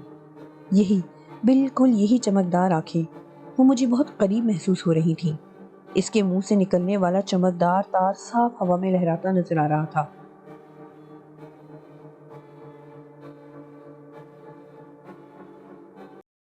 یہ کیا کیا ہے تم نے اس کے ساتھ؟ وقار الحسن چیخ اٹھا اور اس کی طرف لپکنے لگا۔ دھیرج دھیرج وقار الحسن، میری بات سن لو۔ وہ ایک دم چیخ اٹھا۔ وقار الحسن چھٹک کر رک گیا۔ اسے چھونا نہیں بالک، یہ محفوظ ہے، میں نے اسے ناگوں سے بچایا ہے۔ اس ناگ دیوتا کو وش کرنے میں میرا بڑا نقصان ہوا ہے، اگر تم نے اسے چھوا تو بے وقوف بناتے ہو مجھے۔ اچانک وقار الحسن طیش میں آ گیا۔ نہیں نہیں وقار الحسن، میں ایسا نہیں کر سکتا، میں جانتا ہوں کہ تم شکتی پا چکے ہو، کچھ نہ کرنا، تم چاہو تو جان سکتے ہو، ان ناگوں کو دیکھ سکتے ہو جنہیں میں نے ایک بڑے خار میں بند کر دیا ہے۔ اس کے لہجے کی سچائی نے وقار الحسن کو پرسکون کر دیا۔ اس کے اندر کا یہ سکون بالکل یخ کر دینے والا تھا۔ میں اس کے اندر کے اتار چڑھاؤ سے تنگ آ گیا تھا۔ اس کی تمام حرکتیں الجھا دینے والی تھی۔ وہ چند لمحے آنکھیں بند کیے بیٹھا رہا۔ سادھو چوکنے انداز میں اکڑو بیٹھا تھا۔ اس کے پہلو میں بیٹھی دونوں خوبصورت دوشیزائیں دم بخود کوثر کو تک رہی تھیں۔ ان کے چہرے خوف سے پیلے ہو چکے تھے، آنکھیں اپنے حلقوں سے ابلی پڑ رہی تھیں۔ اچانک ان میں سے ایک نے ایک کربناک چیخ ماری اور وہیں لڑک کر بے ہوش ہو گئی۔ انہیں آزاد کر دو سادھو، وقار الحسن جس نے چیخ کی آواز سن کر آنکھیں کھول دی تھی ایک دم کہا۔ سادھو نے اس بار آنکھیں پھاڑ کر وقار الحسن کو دیکھا۔ میں بھی اسی طرح آنکھیں پھاڑے اسے دیکھ رہا تھا۔ وہ کفران نعمت کا مرتکب ہو رہا تھا۔ اس بار میرا جی چاہا کہ میں گھونسا مار کر اسے گرا دوں۔ انہیں چھوڑ دوں؟ پرنتو کیوں؟ میں نے ان دونوں میں اتنے دنوں بڑا شہد جمع کیا ہے وقار الحسن، یہ تم کیسی باتیں کر رہے ہو؟ میں انہیں چھوڑ دوں؟ میں جس نے دنیا چھوڑ دی کہ اپنی کھوئی ہوئی شکتی پراپت کر کے جیون کا امرت پیوں، اپنے سوکھے ہوئے بنجر شریر کو سیراب کر دوں؟ میں اتنی شکتی تو رکھتا ہوں جس نے تم ایسے منشیہ کو بے بس کر دیا تھا، جس نے جیون کے اس امرت کے لیے تمہیں پھانسنے کو 4 آدمیوں کا خون کر دیا۔ میں انہیں چھوڑ دوں؟ اور ایک بات بتا دو وقار الحسن، میں نے انہیں چھوڑ بھی دیا تو یہ اس کھنڈر سے باہر نہیں جا سکیں گی۔ ان کی آنکھیں، ان کا ہر قدم، ان کا پورا شریر صرف یہاں کے لیے ہے، بس یہاں کے لیے۔ تم اپنا کام کرو وقار الحسن، دوسروں کے معاملات میں دخل نہ دو۔ اس بار میرا لہجہ بہت تلخ تھا، اتنا کہ وقار الحسن چونک اٹھا۔ تم مجھے دھمکی دے رہے ہو؟ وہ چیخ اٹھا۔ کیا؟ سادھو پھر حیران ہو گیا۔ کچھ نہیں، کیا ہوگا اس گھنڈر سے باہر؟ انہیں تم کہاں سے لائے ہو؟ اس نے بات پلٹنے کو کہا۔ میں انہیں کہیں سے بھی لایا ہوں، تمہیں مطلب نہیں ہونا چاہیے۔ دیکھو وقار الحسن، میں تم سے جنگ نہیں چاہتا، میں تمہاری اور اپنی شکتی سے ایک ایسی مہا شکتی بنانا چاہتا ہوں جو دنیا پر راج کرے۔ مجھے مجبور نہ کرو کہ میں دوسری طرح سے سوچنے لگوں۔ اس کے لہجے میں دھمکی تھی۔ تمہیں کوثر کی فکر کرنی چاہیے وقار الحسن، اسے آزاد کرنے اور گھر بھیجنے کی فکر کرو۔ تم تایا اور اماں کو جلد لوٹ آنے کا کہہ آئے ہو، وہ تمہاری راہ دیکھتے ہوں گے۔ میں نے نفسیاتی حربہ استعمال کیا، میرا حربہ کامیاب رہا۔ وہ پھر کوثر کی طرف متوجہ ہو گیا۔ اسے آزاد کر دو، اس نے حتمی انداز میں سادھو سے کہا۔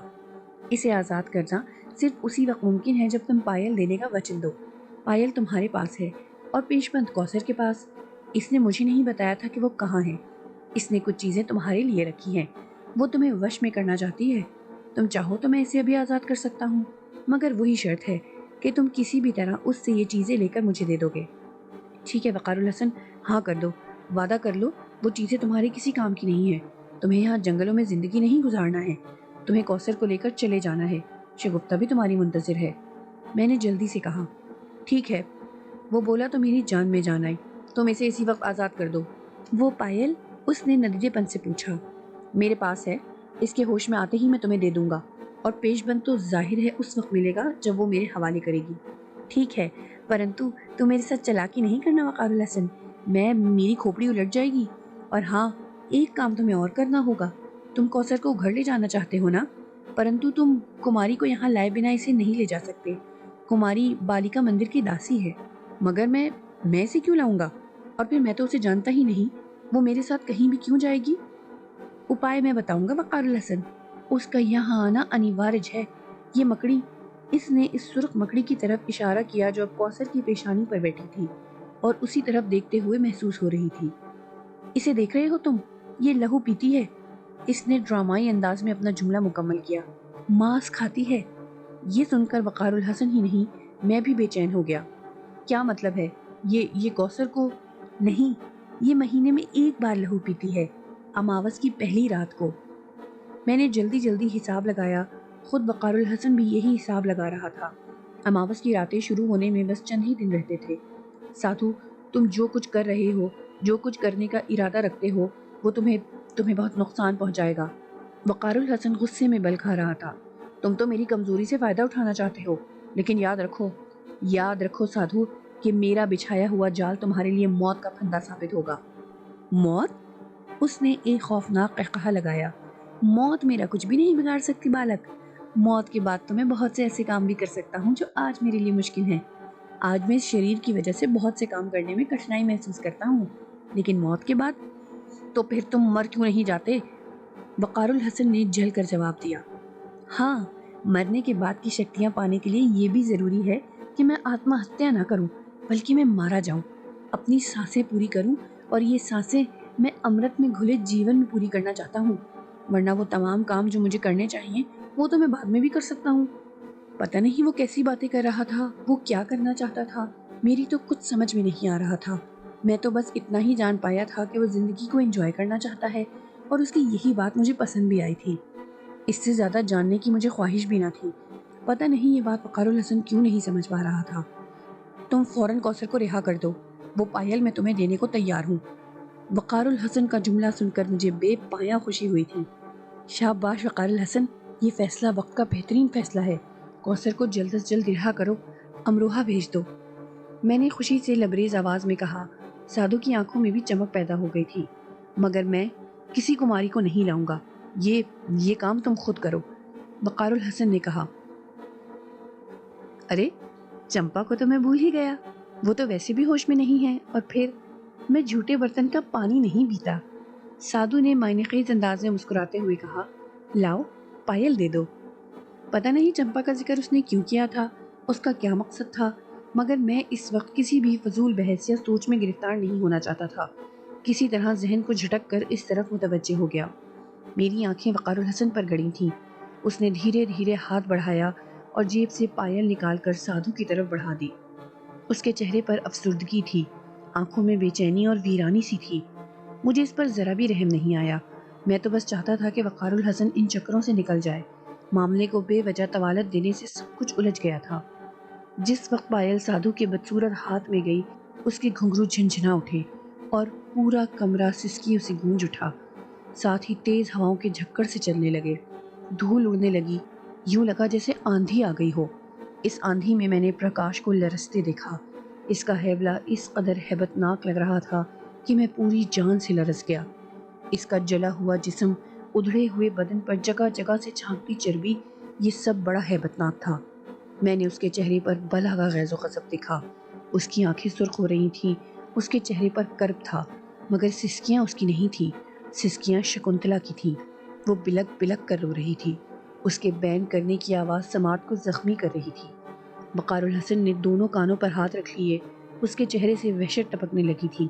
وہ شدید کرب میں مبتلا تھا، تعصب اس کے چہرے سے عیاں تھا۔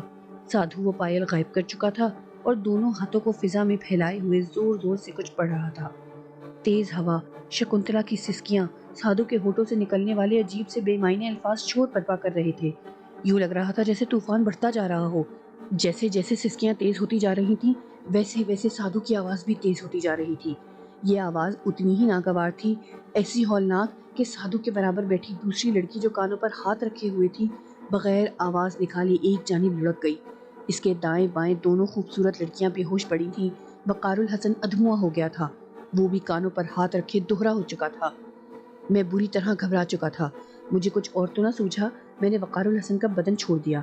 اس کا بدن چھوڑتے ہی مجھے کچھ سکون سا ہو گیا۔ گو نہ تو آوازوں کی شدت میں کمی آئی تھی، نہ ان کی ہولناکی میں، مگر میں وقار الحسن کے بدن میں ہونے والے انتشار سے محفوظ ہو گیا تھا۔ میں اندر سے بے پناہ پرسکون تھا۔ تیز آندھی ابھی رکی نہیں تھی، اڑتی ہوئی دھول میں پرکاش مجھے صاف دکھائی دے رہا تھا۔ شکنتلا بھی مجھے یوں نظر آئی جیسے وہ کوئی روح نہ ہو بلکہ زندہ عورت ہو۔ ان دونوں کی نگاہ مجھ پر پڑی اور میں نے ان دونوں کو بری طرح چونکتے دیکھا۔ پرکاش اور شکنتلا لپک کر میرے قریب آ گئے۔ ان دونوں کے قدم زمین پر نہیں تھے بلکہ وہ ہوا میں معلق تھے۔ وقار الحسن، دیکھا تم نے؟ اگر تم آج میری بات مان لیتے تو یہ نہ ہوتا۔ وہ رو رہی تھی۔ اس نے پلٹ کر وقار الحسن کو دیکھا، اس وقار الحسن کو جس کا بدن میں چھوڑ چکا تھا۔ وہ اب بھی زمین پر اوندھا پڑا تھا، اس کے دونوں ہاتھ کانوں پر جمے ہوئے تھے۔ کیا نہ ہوتا؟ میں نے کہا۔ ان دونوں نے میری آواز سن لی۔ تم اپنے پریوار کے اکیلے جوان تھے، اب تم آکاش پر چلے جاؤ گے، کوثر کو یوں ہی سادھو کی قید میں چھوڑ کر، شگفتہ کو انتظار کا دکھ دے کر۔ کسی کو بھی پتہ نہیں چلے گا کہ تم یہاں مر چکے ہو۔ اب میں اس کی بات سمجھا تھا۔ وہ سمجھ رہی تھی کہ وقار الحسن مر چکا ہے اور میں اس کی روح ہوں۔ یہ سن کر میں زور سے ہنس پڑا۔ ان دونوں نے مجھے حیرانگی سے دیکھا۔ اس دوران میں سادھو کے منتر پڑھنے کی آواز مدھم ہو گئی تھی۔ آندھی کا زور ٹوٹ چکا تھا، شکنتلا بھی رونا بھول چکی تھی۔ تم ہنس رہے ہو؟ تمہیں اپنی ماں اور دونوں بہنوں کا کچھ خیال نہیں ہے؟ اس نے چونک کر زمین پر پڑے وقار الحسن کو دیکھا اور پھر خوشی کی ایک لہر سے اس کے چہرے پر امٹ گئی۔ اتنی شکتی والا منشیہ ہے تو؟ وقار الحسن، تم نے جو کچھ کر دیا ہے اس کا تمہیں اندازہ نہیں ہے۔ وہ راکشس ساری دھرتی کو آگ لگا دے گا، وہ ساری کنواری پوتر ناریوں کو تباہ کر دے گا۔ تم جانتے نہیں ہو کہ کسی کا کسی روح پر قبضہ کر لینا کیسا اندھیر مچانا ہے۔ وہ بہت اداسی سے بول رہی تھی۔ وقار الحسن یوں بیٹھا تھا جیسے بازی ہار گیا ہو۔ مجھے ڈر ہوا کہ شکنتلا ایسی باتیں کر کے اسے پائل چھین لینے پر مجبور کر دے گی۔ شکنتلا، تمہارے مسئلے دور کرنا تو وقار الحسن پر واجب نہیں ہے۔ اس سے جو کچھ ہو سکا اس نے کیا۔ اس کے لیے تم اتنی اہم نہیں ہو جتنی کوثر ہے۔ وہ دیکھو، کوثر کس حال میں ہے، اس کی جان کو خطرہ ہے۔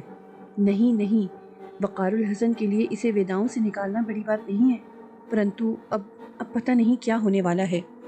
وہ پھر روحان سی ہو گئی۔ ویسے اس کی حالت بہت خراب ہوتی جا رہی تھی۔ سادھو اب بھی دھیمی آواز میں کچھ بے معنی سے الفاظ ادا کر رہا تھا۔ یوں لگ رہا تھا جیسے رفتہ رفتہ نڈال ہوتی جا رہی ہو۔ ایک بار میں آپ کو یاد دلا دوں کہ شکنتلا اور پرکاش جب بھی بات کرتے تھے ان کے لب نہیں ہلتے تھے بلکہ ہمارے ذہن میں ان کے الفاظ گونجا کرتے تھے۔ اس وقت بھی یہی ہو رہا تھا۔ ان کی آواز میں بھی سن رہا تھا اور وقار الحسن بھی۔ یہ بات میرے لیے امید افزا تھی۔ میری کوشش یہ تھی کہ میں وقار الحسن کے دماغ کا حال جان سکوں، جس میں اب تک ناکام رہا تھا۔ اب مجھے یہ اندازہ ضرور ہو گیا تھا کہ کسی بھی طرح میں اس کے دماغ میں داخل ہو سکتا ہوں۔ کیسے، یہ میں ابھی نہیں کہہ سکتا تھا۔ سادھو، کوثر کو رہا کرو، وقار الحسن ہذیانی انداز میں چیخا۔ اس کی چیخ نے مجھے، شکنتلا اور پرکاش تینوں کو چونکا دیا۔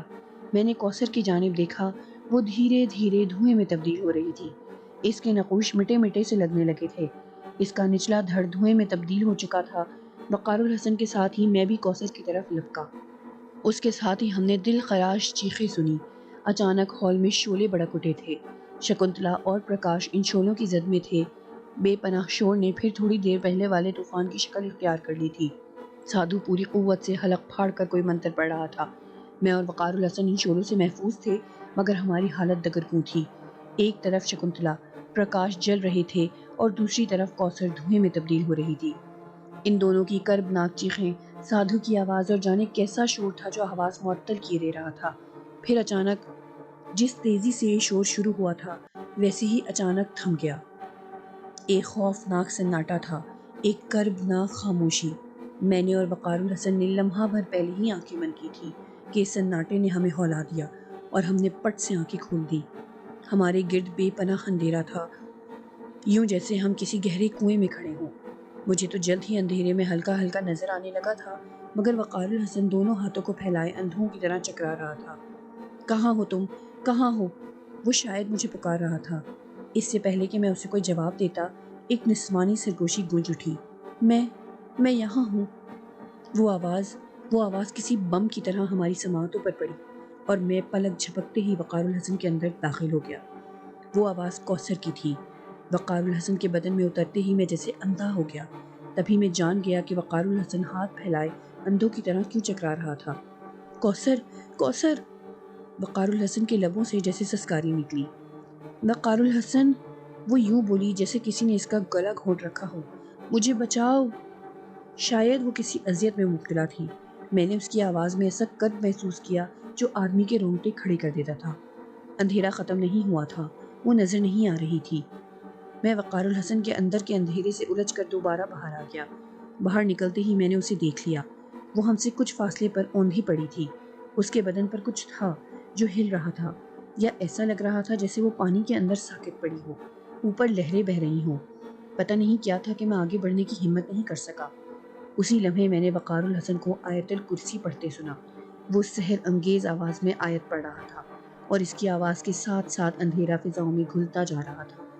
اس کے منہ سے نکلنے والے الفاظ میں جیسے کرنیں گھندی ہوئی تھیں جو دھیرے دھیرے کمرے میں پھیل کر اندھیرے کو چاٹ رہی تھیں۔ اس بار میں نے وقار الحسن کے اندر جانے کا ارادہ نہیں کیا۔ میں ساکت کھڑا ان دونوں کو دیکھ رہا تھا۔ پھیلتی ہوئی کرنوں کے ساتھ ہی کوثر کا مٹا مٹا سا وجود مجسم ہونے لگا۔ وہ زمین پر اوندھی پڑی تھی، اس کا جسم لہو لہان تھا، جگہ جگہ سے خون رس رہا تھا۔ میرے خبیث دماغ میں اچانک ہی کھوپڑیاں کلبلانے لگیں۔ یہ خیال شدت اختیار کر گیا کہ کہیں سے وہ کھوپڑیاں نکل آئیں، اور مگر اس سے قبل ہی کوثر کی کرخ نے مجھے جھنجھوڑ دیا۔ مجھے اپنی خباثت پر افسوس ہوا۔ میں نے چاہا کہ اسے سہارا دے کر بٹھا دوں، مگر اس سے قبل ہی وقار الحسن جھپٹ کر اس کے قریب آ گیا۔ اب اندھیرا اتنا گہرا نہیں رہا تھا، لگتا تھا جیسے چاندنی چٹکی ہوئی ہے۔ وقار الحسن اسے سہارا دے کر بٹھا چکا تھا۔ یہ وہ ہال نہیں تھا جہاں یہ ڈرامہ ہوا تھا، بلکہ یہ وہ جگہ تھی جہاں شکنتلا وقار الحسن کو زبردستی لائی تھی۔ وہ چھوٹے کھنڈر کا اندرونی حصہ تھا۔ یہ بات میری سمجھ میں نہیں آئی کہ آخر ہال میں ایسی کیا بات ہے کہ سادھو لمحہ لمحہ وہ ہال ہماری نگاہوں سے اجھل کر دیتا ہے۔ میں نے کوثر کی طرف دیکھا۔ وہ حیرت سے آنکھیں پھاڑے مجھے اور کبھی اپنے قریب بیٹھے وقار الحسن کو گھور رہی تھی۔ گویا جو بات سادھو نہیں جان سکا تھا وہ جان گئی تھی۔ میں خود بھی اس کی شکتی پر حیران رہ گیا۔ وہ یقیناً سادھو کے مقابلے میں زیادہ تھی۔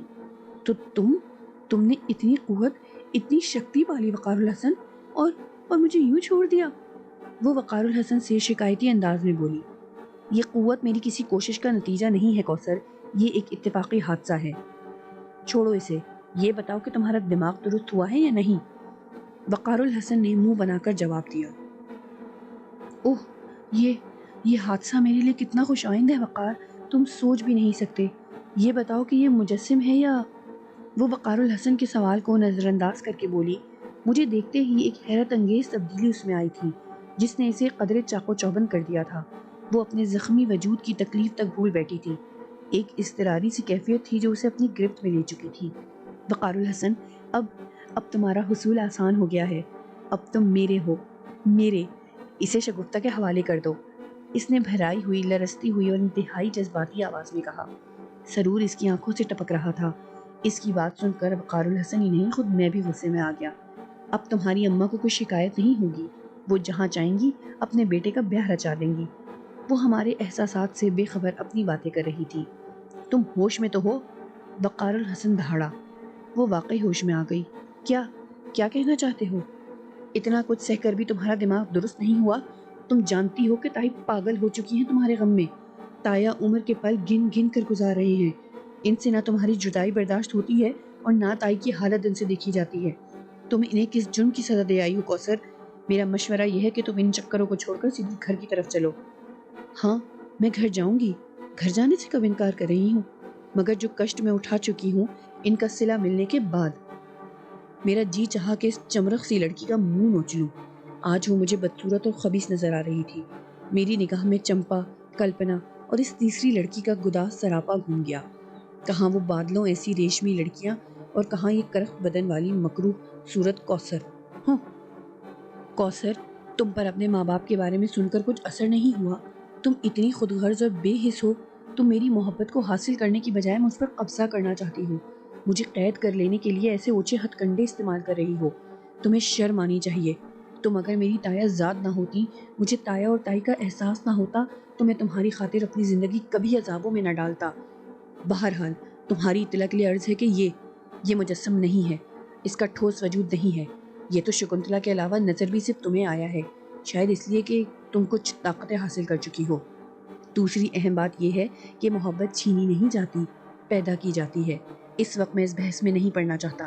تم مجھے فوری طور پر فیصلہ سناؤ، امروہہ چلنے کو تیار ہو یا نہیں؟ یہ مجسم نہیں ہے، ٹھیک ہے، یہ تو کوئی مسئلہ نہیں ہے۔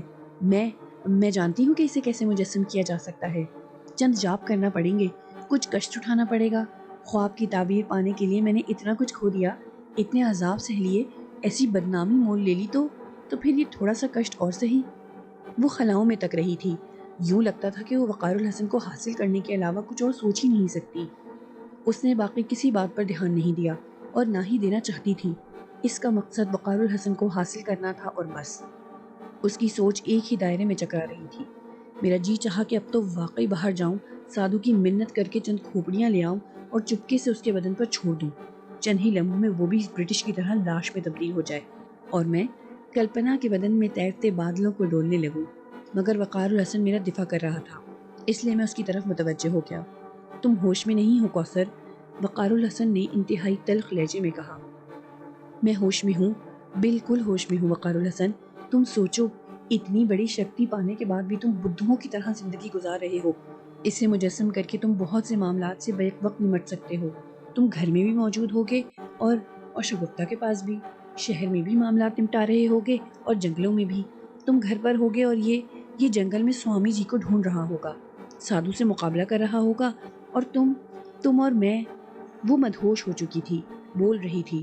وقار الحسن نفرت اور غصے سے اسے دیکھ رہا تھا اور میں اچانک اچھل پڑا۔ یوں لگا جیسے میرے سامنے ہزاروں پرپیچ راستے نکل آئے ہوں اور پھر ایک نئی راہ میرے سامنے واضح ہوتی چلی گئی۔ کوثر جو کچھ کہہ رہی تھی وہ میرے لیے بہت پرکشش تھا۔ اگر میں مجسم ہو جاتا تو مجھے وقار الحسن کی منتیں کرنے کی ضرورت نہ پڑتی۔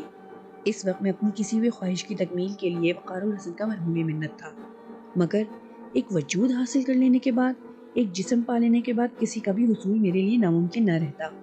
اب یہ خیال آتے ہی میں چوکنا ہو گیا۔ میری تمام تر توجہ کوثر کی طرف تھی۔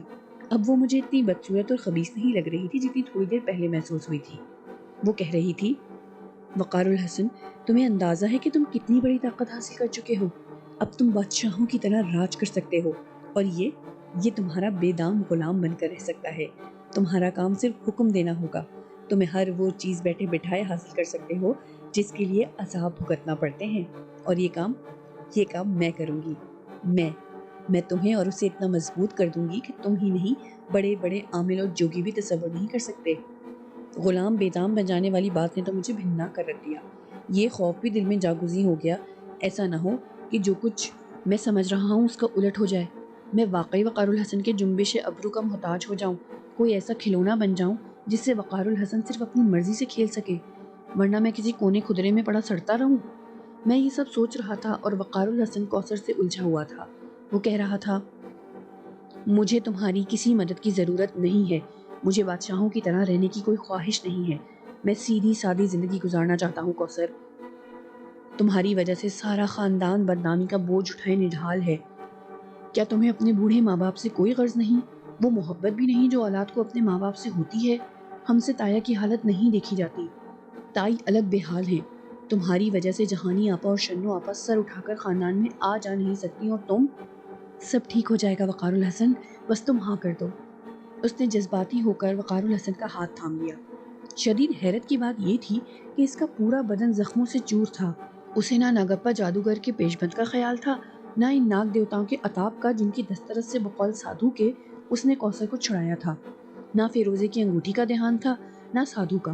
مجھے اس لمحے اس پر ترس آیا، جی چاہا کہ وقار الحسن سے کہوں اسے اپنا لے، شگفتہ کو تو اور بر مل جائے گا، مگر جو حرکت کوثر کر چکی ہے اس کے بعد اس کا بر جڑنا تقریباً ناممکن ہی نظر آ رہا تھا۔ کوثر، میرا واحد مقصد تمہیں امروہہ لے کر جانا ہے اور بس۔ کیا تم چلنے کو تیار ہو؟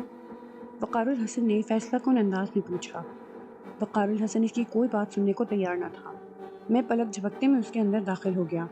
میں اسے اس بات پر تیار کرنا چاہتا تھا کہ وہ کوثر کی بات پر غور ضرور کرے، یا کم از کم اس سے تفصیل پوچھ لے کہ ایسا کرنے سے کیا ہوگا یا کیا ہو سکتا ہے۔ میں جس وقت وقار الحسن کے بدن میں داخل ہو رہا تھا، کوثر حیرت اور خوشی سے یہ عمل دیکھ رہی تھی۔ میں بہرحال اس کی طاقت کا قائل ہو چکا تھا۔ وقار الحسن، میں نے سرگوشی کی۔ میں اس دوران میں کوثر کی جانب متوجہ تھا۔ میں جاننا چاہتا تھا کہ وہ میری سرگوشی سن سکتی ہے یا نہیں۔ یہ دیکھ کر مجھے نہ جانے کیوں ایک گونا اطمینان ہوا کہ وہ میری آواز نہیں سن سکتی تھی۔ میں نہیں جانتا کہ اس پر میرے مطمئن ہونے کی کیا بات تھی، بہرحال میں خوش تھا۔ شاید میں چاہتا تھا کہ وہ میری کسی نہ کسی بات سے لا علم ضرور ہو۔ وقار الحسن نے میری سرگوشی کو نظر انداز کر دیا، مگر میرے اندر داخل ہونے پر بے چین ضرور ہو گیا تھا۔ وقار الحسن، اگر کوثر کی بات پر غور کرو تو… چپ رہو! وقار الحسن نے مجھے جھڑک دیا۔ کیا کہہ رہا ہے؟ کوثر ذرا قریب سے رک آئی۔ کچھ نہیں، یہاں سے نکلنے کی سبیل کرو۔ تم زخمی ہو، تمہیں دوا کی ضرورت ہے، اور کوثر، تمہاری بکواس نے کام کی ساری باتیں میرے ذہن سے نکال دی۔ یہ بتاؤ کہ ناگپا جادوگر کا پیش بند کہاں ہے؟ فیروزے کی انگوٹھی اور اسم اعظم لیتے ہوئے تمہیں ذرا سی بھی میری فکر نہیں ہوئی؟ حالانکہ تم یقیناً جانتی ہوگی کہ وہ دونوں چیزیں میرے لیے کتنی ضروری ہیں۔ پھر بھی تم مجھ سے بے پناہ محبت کرنے کی دعوے دار ہو۔ مجھے پانے کے لیے دنیا تباہ کر دی تم نے، اپنا یہ حشر کر لیا۔ اسے میں کیا سمجھوں؟ وقار الحسن کے لہجے میں طنز تھا۔ پاگل ہو تم! وہ چیزیں تم نے جس بے پرواہی سے وہاں چھوڑ دی تھی، اسے سادھو حاصل کر لیتا۔ رہا ناگپا جادوگر کے پیش بند کا معاملہ، تو اس کا یوں مل جانا ایک خوشگوار اتفاق ہے اور کچھ نہیں۔ میں جس جگہ پر جاپ کر رہی تھی وہ دوسرے مقصد کے لیے تھا، مگر میرے جاپ نے اس مورتی کے پیٹ سے اسے اگل دیا۔ میں اس بات سے بھی بے خبر تھی کہ اس کی حفاظت پر ناگ مامور ہے۔ میں اس جاپ میں اتنی مگن تھی کہ احساس ہی نہ ہوا کب اس کے پیٹ سے باہر آ کر وہ پیش بند میرے سر پر گرا، اور کب اس کے محافظوں نے مجھے گھیرے میں لے لیا۔ اسی دوران میں سادھو آ گیا۔ وہ اس پیش بند کو دیکھ کر دیوانہ ہو گیا۔ اس نے لگاتار 20 روز تک میری نگرانی کی اور جاپ ختم کرتے ہی مجھے اپنی گرفت میں لے لیا۔ وہ گھڑی بڑی خطرناک تھی۔ ان دنوں اماوس کی راتیں تھیں۔ سادھو نے اس مکڑی کو اپنا لہو پلایا اور اپنا ماंس کھلایا، پھر مجھ پر چھوڑ دیا۔ میں اس سے بچاؤ کرنے سے پہلے اس پیش بند کو محفوظ کرنا چاہتی تھی، اور جیسے ہی میں نے پیش بند کو اس کی نگاہوں سے اوجھل کیا، مکڑی نے مجھے اپنی گرفت میں لے لیا۔ اس کے بعد کے حالات سے تم واقف ہو۔ تمہاری انگوٹھی اور اسم اعظم محفوظ ہے، مگر میں انہیں ہاتھ نہیں لگا سکتی۔ اب تم آ گئے ہو تو ان چیزوں کو اپنے قبضے میں لے سکتے ہو۔ کہاں ہیں وہ چیزیں؟ وقار الحسن نے بے چینی سے پوچھا۔ آؤ میرے ساتھ۔ اتنا کہہ کر وہ زخموں سے چور ہونے کے باوجود یوں اٹھ کھڑی ہوئی جیسے وہ بالکل ٹھیک ہو۔ میں نے آپ کو بتایا تھا کہ اس جگہ پہلے گہرا اندھیرا تھا، پھر یہاں چاندنی سی پھیل گئی تھی۔ اس چاندنی میں نے یہ دیکھا تھا کہ چھوٹے والے کھنڈر کا وہ حصہ تھا جہاں شکنتلا وقار الحسن کو زبردستی لائی تھی اور اس سے اپنی پائل کا مطالبہ کیا تھا۔ اب یہاں کافی روشنی تھی۔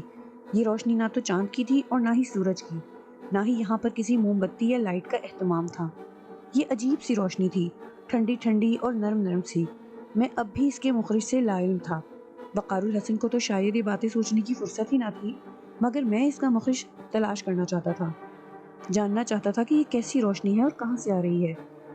کوثر کی وجہ سے میں اس سوال کا جواب آسانی سے پا گیا۔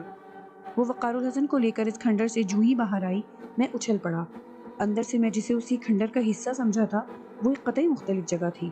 ایک میدان سا تھا جہاں کچھ فاصلے پر اونچے نیچے پہاڑی سلسلے دور تک پھیلے ہوئے تھے۔ ہم نے جو ہی قدم کھنڈر سے باہر رکھا تھا، فضا میں عجیب سی سنسناہٹ پھیل گئی۔ وقار الحسن ٹھٹکا۔ کیونکہ باہر نکلتے ہی کوثر نے اپنا دایاں ہاتھ اس طرح پھیلا دیا تھا کہ وقار الحسن اس سے آگے نہ بڑھ سکے۔ پھر وہ عجیب کرخت لہجے میں غیر مانوس زبان کے الفاظ دہرانے لگی۔ وہ جس زبان کی بھی الفاظ تھے بہت خراب زبان تھی۔ اس کی زبان سے ادا ہونے والے الفاظ سماعت میں خراشی سی ڈال رہی تھے۔ میں اور غالباً وقار الحسن بھی اسے آنکھیں بند کیے زور زور سے بولتے دیکھ رہے تھے کہ بالکل اچانک ہماری نگاہ سامنے کے قریب ترین پہاڑی پر جم گئی۔ وہاں ایک چمکدار لکیر متحرک تھی۔ پھر دیکھتے ہی دیکھتے یہ لکیر بہت سی پتلی پتلی لکیروں میں بٹ گئی۔ یہ لکیریں دھیرے دھیرے پہاڑی سے نیچے اترنے لگیں۔ وہ ہماری طرف بڑھ رہی تھی۔ وہ چمکدار اور رینگتی ہوئی لکیریں ایک ساتھ آگے کی طرف سرک رہی تھیں۔ یوں لگ رہا تھا جیسے لہریں سی بہتی ہوئی قریب آ رہی ہوں۔ اور پھر وقار الحسن اچھل پڑا۔ میں بھی حیرت سے ان رینگتی ہوئی چمکدار لکیروں کو دیکھ رہا تھا جو قریب آئیں تو پتہ چلا کہ وہ 4-5 فٹ لمبے ناگ تھے۔ مجھے وہ سانپ یاد آ گیا جس نے وقار الحسن پر حملہ کیا تھا۔ وہ بالکل ایسا ہی سانپ تھا، فرق صرف اتنا تھا کہ یہ رینگ رہے تھے اور وہ ہوا میں چھلانگیں لگا رہا تھا۔ میں نے اس وقت وقار الحسن کو بتا دیا کہ ایسے ہی ایک سانپ نے اس پر حملہ کیا تھا۔ ویسے یہ بات میں اسے پہلے بھی بتا چکا تھا۔ اس وقت دہرائی جانے والی اس بات پر وقار الحسن چونکا۔ شاید وہ بھی یہی سوچ رہا تھا جو میرے دماغ میں آیا تھا۔ مجھے یقین تھا کہ اس وقت اس پر حملہ اسی جیسے سانپ نے کیا تھا۔ ممکن ہے اسے کوثر ہی نے بھیجا ہو، اس لیے کہ وہ تمام ناگ اس کے تابع لگ رہے تھے۔ وہ جیسے ہی ہم سے چند قدم کے فاصلے پر پہنچے، کوثر نے بایاں ہاتھ اٹھایا اور وہ سب وہیں رک گئے۔ آہ وقار الحسن، کوثر نے پلٹ کر کہا، یہ کیا ہے؟ وقار الحسن نے منجمد ہو جانے والے سانپوں کی طرف اشارہ کیا۔ یہ اس پیش بند کے محافظ ہیں۔ کیونکہ پیش بند میں حاصل کر چکی ہوں اس لیے اب یہ میرے تابع ہیں۔ اس نے سرسری انداز میں کہا، اگر میں انہیں بلا کر ساکت نہ کرتی تو ہم زندہ نہ رہتے۔ میرا خیال تھا کہ وقار الحسن اسے وہ حملہ یاد دلائے گا، مگر اس نے کچھ نہ کہا۔ اب ہم پہاڑی سے قریب ہو گئے تھے، تبھی مجھے پتہ چلا کہ چاندنی ایسی روشنی انہی سانپوں کی وجہ سے پھیلی ہوئی تھی، یا شاید یہ صرف میرے احساس کا دھوکہ تھا۔ آسمان پر صرف ستارے تھے اور وہ بھی کچھ اتنے روشن ہرگز نہ تھے کہ یوں روشنی پھیل جاتی۔ کوثر ہمارے آگے آگے چل رہی تھی۔ اس کا حلیہ اتنا خراب تھا کہ اگر ہمیں یہ نہ پتا ہوتا کہ یہ کوثر ہے تو شاید ہم ڈر کر اس کے قریب نہ آتے کہ جانے کس دنیا کی مخلوق ہے۔ میرا خیال ہے کہ وہ وقار الحسن سے سچی محبت کرتی تھی، ورنہ اچھی بھلی لڑکی اس وقت گندگی کا ڈھیر معلوم ہو رہی تھی۔ اس کے بدن پر جو کپڑے تھے یقیناً ان کا کبھی نہ کبھی کوئی رنگ رہا ہوگا، مگر اس وقت تو وہ مٹیالے رنگ کے میل سے اٹے ہوئے لبادے کی شکل اختیار کر گئے تھے۔ اس کے بال لٹوں کی صورت میں دھول میں اٹے لٹک رہے تھے۔ اس کے پیر سوج کر موٹے ہو گئے تھے اور وہ ننگے پیر تھی۔ میں اس کے بارے میں سوچ کر حیران تھا کہ اس نے سب کچھ کرنے کے باوجود کیا پایا تھا۔ وقار الحسن کے دل میں اس کے لیے پیار کی ایک رمق بھی نہیں پھوٹی تھی۔ آؤ۔ ایک غار کے چھوٹے سے دہانے کے منہ پر رک کر کوثر نے وقار الحسن سے کہا۔ میں وقار الحسن میں ضم تھا۔ ممکن ہے کسی خوف کی وجہ سے میں باہر نکلنے سے گھبرا رہا ہوں۔ وقار الحسن نے پہلے چاروں طرف دیکھا۔ ہم جس دہانے پر کھڑے تھے وہ اتنا چھوٹا تھا کہ عام آدمی بڑی مشکل سے اس کے اندر داخل ہو سکتا تھا، مگر کوثر بڑی آسانی سے اندر داخل ہو گئی۔ وقار الحسن کو اندر داخل ہونے میں کافی دشواری ہوئی۔ اس کے گھٹنے اور کوہنیاں چھل گئیں۔ میرا خیال تھا کہ غار کے اندر گھپ اندھیرا ہوگا، لیکن یہاں اتنا اندھیرا نہ تھا۔ ہم کچھ اندر کی طرف بڑھے تو روشنی تیز ہو گئی۔ یہاں دیواروں پر بنی مورتیاں سیاہ پتھر سے تراشی گئی تھیں۔ اس تراش میں کوئی ترتیب نہیں تھی۔ یوں لگتا تھا جیسے بنانے والے کو جہاں ابھرا ہوا پتھر ملا اس نے مورتی تراش دی۔ وہ مورتیاں کام دیو اور رتی دیوی کی تھیں۔ میں نے سن رکھا تھا کہ اجنتا اور ایلورا کے غاروں میں، وکرم شیلا اور نالندہ کے وشودالیہ میں، سلطان گنج بھاگپور کے گنگا مندروں میں ایسی بے حیائی کی عکاس مورتیاں بنی ہوئی ہیں، اور آج میں اپنی نظروں سے شیطانی جذبات کی تشریح کرتی ان مورتیوں کو دیکھ رہا تھا۔ وہاں ایسے مناظر تھے جنہیں دیکھ کر بدن پگھلنے لگتا تھا۔ میں نے محسوس کیا کہ وقار الحسن ان مناظر کو بڑی دلچسپی سے دیکھ رہا ہے، جبکہ کوثر نظر چرائے آگے بڑھ رہی تھی۔ میں نے یہ بھی محسوس کیا کہ وقار الحسن کے بدن میں حرارت بڑھنے لگی ہے۔ یہ بات میرے لیے خوش آئند تھی، ورنہ میرا خیال تھا کہ وقار الحسن بہت جلد کسی برفانی تودے میں تبدیل ہو جائے گا۔ میں انہی مناظر سے پیدا ہونے والی گدگدی کو انجوائے کر رہا تھا کہ اچانک کوثر نے ایک پتھر پر ہاتھ رکھ کر اسے دبا دیا۔ وہ پتھر اندر کی طرف لڑک گیا۔ اس پتھر کی جگہ ایک بڑا گڑھا نمودار ہو گیا۔ میں اس گڑھے میں تیز روشنی دیکھ کر متجسس ہو گیا۔ روشنی ایسی تھی جیسے اندر کہیں پیٹرومیکس جل رہا ہو۔ کوثر نے ہاتھ اندر ڈالا اور جب اس کا ہاتھ باہر آیا تو وقار الحسن اچھل پڑا۔ میری حالت بھی اس سے مختلف نہ تھی۔ پہلا خیال مجھے ان زندہ کھوپڑیوں کا آیا تھا۔ یقیناً وقار الحسن کو بھی انہی کا خیال آیا ہوگا۔ اس کے ہاتھ میں جو چیز تھی وہ پہلی نگاہ میں چھوٹی چھوٹی کھوپڑیوں سے بنا ہار لگا تھا، مگر جب اس نے وہ پیش بند زمین پر بچھایا تو اس کی شکل چوکور تھی۔ اس میں جگہ جگہ چھوٹی چھوٹی انسانی کھوپڑیاں پیروئی ہوئی تھیں۔ اس پیش بند کے ساتھ ہی ایک بہت پرانے چمڑے پر کسی انجانی زبان میں کچھ لکھا تھا۔ اسے پڑھتے ہوئے کوثر نے بتایا کہ یہ پیش بند 2500 سال پرانا ہے۔ ناگپا ایک مشہور جادوگر تھا جو سیاہ ٹوپی پہنتا تھا۔ اس کے چیلے اب بھی سیاہ ٹوپی علامت کے طور پر استعمال کرتے ہیں۔ نامعلوم کتنے لوگ ہیں جو اس پیش بند کے حصول کے لیے اپنی جانیں ہار چکے ہیں۔ یہ پیش بند کوثر کے قبضے میں دیکھ کر مجھے یاد آیا کہ شکنتلا نے وقار الحسن سے جھوٹ بولا تھا کہ اسے سادھو حاصل کر چکا ہے۔ اس پیش بند میں صرف اور صرف انسانی کھوپڑیاں اور انسانی ہڈیاں استعمال کی گئی تھیں۔ کوثر نے یہ بھی بتایا کہ ناگپا نے مختلف علوم محض انسانی لاشوں کے ذخیرے کے بعد حاصل کیے تھے۔ بعد میں ان انسانوں کی کھوپڑیوں کو وہ ایک خاص قسم کے محلول میں ڈال کر سکیڑ لیتا تھا۔ انہی کھوپڑیوں کا یہ پیش بند بنایا گیا ہے۔ یہ جس کے پاس ہو اس پر کوئی جادو ٹونا، کوئی منتر جاپ یا کوئی چمتکار اثر نہیں ہوتا۔ یہ تمہاری دسترس میں تھا، پھر سادھو نے تمہیں کیسے مکڑی کے جال میں قید کر دیا تھا؟ جو سوال میرے ذہن میں تھا وہی وقار الحسن کے لبوں تک آ گیا۔ ہاں، ایسا ہونے کے لیے یہ پیش بند بدن پر ہونا ضروری ہے۔ کوثر نے اس پیش بند کو اٹھاتے ہوئے کہا، میں یہ بات پہلے نہیں جان پائی تھی۔ میں نے اسے اسی کے خوف سے چھپا دیا تھا۔ اس سے پہلے کہ میں اسے اٹھا کر پہنتی اس نے مجھے قابو میں کر لیا تھا۔ اتنا کہہ کر کوثر نے اس پیش بند کو گلے میں اس طرح سے پہن لیا کہ اس کی 2 لڑیاں اس کی بغلوں سے ہوتی ہوئی اس کے سینے تک آ گئیں۔ پھر اس نے اسے قمیص کے اندر کر لیا۔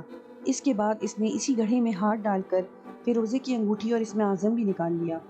اس اسم اعظم کو دیکھتے ہی وقار الحسن کے چہرے پر رونق آ گئی۔ اس نے ہاتھ بڑھا دیا۔ کوثر نے بلا حل و حجت وہ چیزیں اس کے حوالے کر دیں۔ وقار الحسن کو سنہرے بابا کی ہدایات اچھی طرح یاد تھیں، اسی لیے کہ ان چیزوں کے لیتے ہی اس نے اپنی باسکٹ کی اندرونی جیب میں ہاتھ ڈال کر سنہرے بابا کی دی ہوئی وہ پڑیا نکال لی جسے سنہرے بابا نے اس ہدایت کے ساتھ دیا تھا کہ انگوٹھی ملتے ہی وہ اس پڑیا کے سفوف کو اس اچھی طرح سے مل لے، باقی بچے ہوئے سفوف کو اپنے کپڑوں اور سر کے بالوں پر اچھی طرح لگا لے۔ انہوں نے یہ نہیں بتایا تھا کہ اسے لگا لینے سے کیا ہوگا، مگر یہ بات یقینی تھی کہ اس سے وقار الحسن کو فائدہ ہی ہونا تھا۔ بہرحال انگوٹھی کو دائیں ہاتھ کی درمیانی انگلی میں ڈالنے کے بعد وقار الحسن نے اسم اعظم پہنا اور پھر بچے ہوئے صفوف کو اپنے کپڑوں پر ملنے لگا۔ پتہ نہیں کیوں مجھے یوں لگا جیسے کسی نے میرا دم گھونٹ دیا ہو، بلکہ مسلسل میرا دم گھونٹ رہا ہو۔ میری بینائی بھی متاثر ہونے لگی تھی۔ مجھے عجیب سے خوف نے جکڑ لیا اور میں گھبرا کر وقار الحسن کے بدن سے باہر آ گیا۔ بالکل ایسا محسوس ہوا جیسے میں کسی قبر سے باہر نکل آیا ہوں۔ تازہ اور ٹھنڈی ہوا، چاندنی کی سی ٹھنڈی روشنی نے گویا مجھے زندہ کر دیا تھا۔ میں نے گہرے گہرے سانس لیے۔ وقار الحسن وہ صفوف اب اپنے بالوں پر مل رہا تھا۔ میں اور کوثر اسے دیکھ رہے تھے۔ کوثر میری موجودگی سے بے خبر اسے تکے جا رہی تھی۔ میری نگاہیں بھی اس پر گڑی ہوئی تھیں۔ میں کسی معجزے کا منتظر تھا، شاید وہ بھی کسی چمتکار کے انتظار میں تھی، اور پھر جو کچھ مجھے دکھائی دیا تھا وہ غالباً کوثر نے بھی دیکھ لیا۔ میرے ساتھ ہی وہ بھی وقار الحسن کی طرف لپکی جو بالکل ایسے جھوم رہا تھا جیسے بے ہوش ہونے والا ہو۔ میں نے اسے تھامنا چاہا مگر میرے ہاتھ اس کے بدن کے پار ہو گئے، مگر دوسری طرف سے کوثر اسے تھام چکی تھی۔ وہ بے ہوش ہو چکا تھا۔ کوثر نے مجھے دیکھ لیا تھا۔ اسے لٹا دو، اس نے وقار الحسن کے بھاری بھرکم وجود کے وزن سے گھبرا کر کہا۔ میں نے سر ہلا کر اسے بتایا کہ میں مجبور ہوں۔ اسی دوران میں وہ اس کا وزن نہ سہار سکی اور وقار الحسن کٹے ہوئے شہتیر کی مانند اس کے ہاتھ سے چھوٹ گیا۔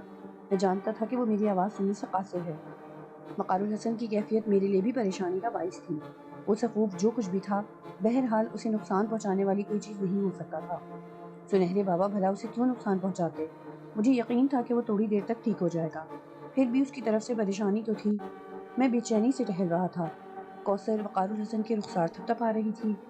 اچانک ہی وہ گھٹنوں کو موڑ کر دونوں پیر قینچی کی طرح بنا کر سیدھی بیٹھ گئی۔ اس نے آنکھیں بند کر لیں، دونوں ہاتھوں کو انگلیوں کی پہلی پور وقار الحسن کی پیشانی پر ٹکا دی اور ہونٹوں ہی ہونٹوں میں کچھ پڑھنے لگی۔ چند ہی لمحوں بعد وقار الحسن نے آنکھیں کھول دیں۔ ان آنکھوں میں میں نے بے پناہ چمک محسوس کی، ایسی چمک جیسے ہیرے میں ہوتی ہے یا گہرے سیاہ آسمان پر چمکتے ستارے میں ہوتی ہے۔ اس کے چہرے پر عجیب سی تر و تازگی، صحت مندی اور چمک سی پیدا ہو گئی تھی۔ یہ تبدیلیاں اتنی واضح تھیں کہ کوثر اور میں دونوں اسے یوں دیکھتے رہے جیسے وہ وقار الحسن نہ ہو، کوئی اجنبی ہو۔ اس میں پیدا ہونے والی یہ خوبصورت تبدیلی میرے لیے باعث حسرت تھی۔ مجھے افسوس ہوا کہ میں کیوں باہر نکل آیا۔ گمان غالب تھا کہ اگر ان لمحوں میں اس میں موجود ہوتا تو شاید یہ تبدیلی مجھ میں بھی آتی۔ اس وقت مجھے خیال آیا کہ کاش یہاں آئینہ ہوتا اور میں خود کو دیکھ سکتا۔ کیا معلوم یہ تبدیلی مجھ میں بھی آئی ہو؟ جی چاہا کہ کوثر سے اپنے بارے میں پوچھوں، مگر یہ بھی ممکن نہ تھا۔ وہ میری آواز سننے سے قاصر تھی۔ میری سمجھ میں ایک ہی بات آئی کہ مجھے وقار الحسن کے جسم میں چلے جانا چاہیے، اور میں نے ایسا ہی کیا۔ اس بار اس کے اندر کی تبدیلی میں بہت واضح طور پر محسوس ہوئی۔ اس کے اعصاب پرسکون تھے۔ کسی قسم کا ہیجان یا انتشار نہ ہونے کی وجہ سے مجھے بڑا آرام محسوس ہوا۔ کوثر اب وقار الحسن کو لیے ہوئے پھر اسی جگہ آ گئی جہاں ہم پہلے تھے۔ مجھے وقار الحسن اور کوثر پر حیرت ہو رہی تھی کہ وہ دونوں جانے کب سے بھوکے تھے۔ ممکن ہے وقار الحسن بھی بھوک محسوس کر رہا ہو، مگر اس نے کھانے کی خواہش کا اظہار نہیں کیا تھا۔ ہم لوگ جس جگہ تھے وہاں وقت کو دھیان میں لانے یا اس سے معاملہ رکھنے میں بالکل بے بس تھے۔ میں نے وقار الحسن کو احساس دلایا کہ وہ کئی روز سے بھوکا ہے، اسے کچھ کھا لینا چاہیے۔ وقار الحسن میری بات سن کر کچھ بے چین سا ہو گیا تھا۔ شاید اسے بھی اپنے بھوکے ہونے کا احساس ہو گیا تھا۔ اس نے کوثر سے کہا، کوثر ہم لوگوں کو لے کر باہر آ گئی۔ ایک بات بتانا میں بھول گیا کہ جب ہم لوگ وہ انگوٹھی اور پیش بند وغیرہ لے کر اس غار سے باہر آئے تھے، وہ تمام صاحب جنہیں کوثر نے ساکت کر دیا تھا وہاں نہیں تھے۔ اس بارے میں کوثر نے بتایا کہ وہ سب واپس اسی پہاڑی پر جا چکے ہیں، اور اب وہ اسی وقت آئیں گے جب کوثر انہیں بلائے گی یا اس سے کوئی پیش بند لینے یا چھیننے کی کوشش کرے گا۔ اس بار ہم نے بڑا لمبا سفر طے کیا، پھر ایک ایسے پرانے کھنڈر میں پہنچ گئے جس کی اینٹیں لال تھیں، ورنہ عام طور پر تمام کھنڈر سیاہ ہو چکے تھے۔ یہ میرا مسکن ہے، کوثر نے اندر داخل ہوتے ہوئے کہا۔ یہ تمہارا مسکن کب بنا؟ وقار الحسن نے چاروں طرف دیکھتے ہوئے پوچھا۔ جب سے میں یہاں آئی تھی، درمیان میں کچھ عرصہ ایسا گزرا ہے کہ میں سادھو کی دسترس میں تھی، وہ بتا رہی تھی۔ مجھے نہ جانے کیا سوجی کہ میں وقار الحسن کے بدن کو چھوڑ کر باہر آ گیا۔ میں اس مسکن کو دیکھنا چاہتا تھا، جبکہ وقار الحسن کا کچھ پتہ نہیں تھا کہ وہ کیا کرے گا۔ میں نے باہر آتے ہوئے اس بات کا خیال رکھا تھا کہ کوثر کی توجہ اس طرف نہ ہو۔ وہ ایک دروازے کی طرف بڑھی تو میں نے موقع غنیمت جانا۔ وہ کمرے میں داخل ہو کر نگاہوں سے اوجھل ہو گئی تو میں دوسری طرف سے نکل گیا۔ وقار الحسن نے مجھے گھور کر دیکھا، جیسے میری اس حرکت کو سمجھ گیا ہو، مگر منہ سے کچھ نہ بولا۔ میں صرف چند ہی لمحوں میں وہ تمام کھنڈر دیکھ چکا تھا۔ اس کھنڈر کے اندرونی حصے میں وہ درخت تھا جہاں ایک بار وقار الحسن تصور کے زور پر پہنچا تھا، اور کوثر کو اس وقت درخت کی کوہ میں بیٹھ کر جاپ کرتے دیکھا تھا۔ تھوڑی دیر بعد کوثر کچھ عجیب و غریب قسم کی کھانے کی چیزیں لے آئی، جن میں زیادہ تر پھل قسم کی چیزیں تھیں۔ میں پھر وقار الحسن کے اندر داخل ہو گیا۔ ہم سب نے مل کر کھانا کھایا۔ کھانا ختم ہوتے ہی وقار الحسن مطلب کی بات پر آ گیا۔ وہ چاہتا تھا کہ کوثر اب کسی ہیل و حجت کے بغیر امروہہ جانے پر راضی ہو جائے۔ کوثر اسے باور کرا رہی تھی کہ اسے امروہہ جانے پر کوئی اعتراض نہیں، مگر وہ ایک بات مان لے۔ تم جو باتیں کر رہی ہو وہ میری سمجھ سے باہر ہیں، وقار الحسن نے اکتا کر کہا۔ کوئی بات تمہاری سمجھ سے باہر نہیں ہے۔ کیا تم اتنی سی بات نہیں سمجھ رہے ہو کہ سادھو قوانیوں کو تباہ کرنے پر اترا ہوا ہے؟ یہ گناہ تم جانتے ہو، اور اس سے چشم پوشی گویا گناہ کرنے کے مترادف ہے۔ تمہیں اس کا یہ زور توڑنا ہے، جبکہ پائل اس کے حوالے کرنے کے بعد تم دو طرف سے مصیبتوں میں گھر چکے ہو۔ ایک یہ کہ تم نے سادھو کو شکتی دے دی، اور دوسری یہ کہ شکنتلا بے بس صحیح مگر پرکاش بے بس نہیں ہے۔ وہ امروہہ جا کر ہمارے گھر والوں کو پریشان کر سکتا ہے۔ تبھی مجھے یہ یاد آ گیا کہ شکنتلا بتا چکی ہے کہ اس کے خاندان کو چاند کا قیدی بنانے میں سوامی جی کا ہاتھ تھا۔ گویا اسے ابھی سوامی جی سے بھی نمٹنا تھا۔ میں نے وقار الحسن کو ٹھہوکا دے کر یہ بات یاد دلائی۔ پھر تم کیا چاہتی ہو؟ وقار الحسن نے الجھے ہوئے لہجے میں پوچھا۔ میں چاہتی ہوں کہ جو طاقت تم حاصل کر چکے ہو اسے مکمل طور پر استعمال کرو۔ تم اپنے ہمزاد کو ٹھوس شکل دینے اور اسے طاقتور بنانے میں میری مدد کرو۔ اس طرح ہم دونوں محاذوں پر بیک وقت لڑ سکیں گے۔ گھر والوں کو صرف میری ہی نہیں تمہاری بھی ضرورت ہے۔ تم امروہہ میں رہ کر بھی سوامی جی تک رسائی حاصل کر سکتے ہو۔ تم سادھو کو بھی قابو میں کر سکتے ہو، اور میں تمہاری مدد کروں گی۔ وہ معقول بات کر رہی تھی، وقار الحسن کو مان لینا چاہیے تھا، مگر شاید وقار الحسن میری نفسانی خواہشات سے خوفزدہ تھا۔ یہ بات میں نے محسوس کی تھی۔ تب میں نے بھی اسے اکسایا اور کہا کہ وہ اس بارے میں پریشان نہ ہو، میں جو کچھ بھی کروں گا اس کی عزت اور وقار کو دھچکا نہیں لگنے دوں گا۔ میری بات سن کر وقار الحسن تیار ہو گیا۔ کوثر نے پروگرام بنایا کہ وہ لوگ امروہہ چلیں، وہاں پہنچ کر سکون سے وظائف کیے جائیں۔ وہاں سنہرے بابا کی دی ہوئی وظائف کی کتاب بھی تھی، جس سے کافی مدد مل سکتی تھی۔ خود کوثر بھی جاپ کرنے کا ارادہ رکھتی تھی، مگر کیونکہ اس کے لیے کافی وقت درکار تھا اور وقار الحسن جلد از جلد امروہہ جانے پر بضد تھا، اس لیے اس نے یہی سوچا کہ بعد میں جاپ کر لیے جائیں۔ یہ فیصلہ کرتے ہی کوثر ہمیں لے کر چل پڑی۔ میں سادھو کی طرف سے فکر مند تھا۔ مجھے تو یقین نہیں تھا کہ وہ اب ہمارے سامنے آئے گا، لیکن یہ ممکن بھی تھا۔ وہ پائل حاصل کر چکا تھا، اس کے پہلوؤں میں لذتوں کے دریا بہہ رہے تھے، اب بھی وہ ان دریاؤں سے سیراب ہو رہا ہوگا۔ میں چمپا کی طرف سے بھی فکر مند تھا، پتہ نہیں وہ مر چکی تھی یا بے ہوش تھی۔ مجھے کلپنا بھی یاد آ رہی تھی، پتہ نہیں وقار الحسن کیا سوچ رہا تھا۔ بہرحال وہ گھر جاتے ہوئے خاصا پرجوش تھا۔ کچھ فاصلے کا سفر اختیار کرنے کے بعد کوثر اور وقار الحسن کسی وظیفے پر بیٹھ گئے۔ میں کچھ دیر کے لیے آنکھیں بند کر کے خود کو آرام دینے لگا۔ جب آنکھ کھلی تو ہم بالیکا مندر کے احاطے کی دیوار کے پاس تھے، گویا سادھو سے سامنا کیے بغیر ہم بالیکا مندر تک پہنچ گئے تھے۔ وقار الحسن نے پلٹ کر دیکھا، وہ کھنڈر سامنے تھا جہاں سادھو کا مسکن تھا۔ اس کا آبنوسی دروازہ سختی سے بند تھا۔ باہر گہرا اندھیرا پھیلا ہوا تھا، مگر میں جانتا تھا کہ اس بڑے ہال میں رنگین روشنیوں کے دائرے زندگی کی بھرپور عکاسی کر رہے ہوں گے۔ وہاں موجود ہر بدن سے قوس قزح لپٹی ہوگی، کھوپڑیاں خون چاٹ رہی ہوں گی، اور سادھو زندگی کے پرشباب دور سے گزر رہا ہوگا۔ میرے دل میں ہک سی اٹھی۔ وقار الحسن اور کوثر اب بالیکا مندر کی اس دیوار کو عبور کرنے ہی والے تھے کہ اچانک ہمارے سامنے گہرا دھواں چھا گیا۔ وقار الحسن نے آنکھوں پر ہاتھ رکھ لیے۔ کوثر لمحہ بھر کو تو بوکھلائی، مگر دوسرے ہی لمحے اس کی کرخت آواز نے ہمیں چونکا دیا۔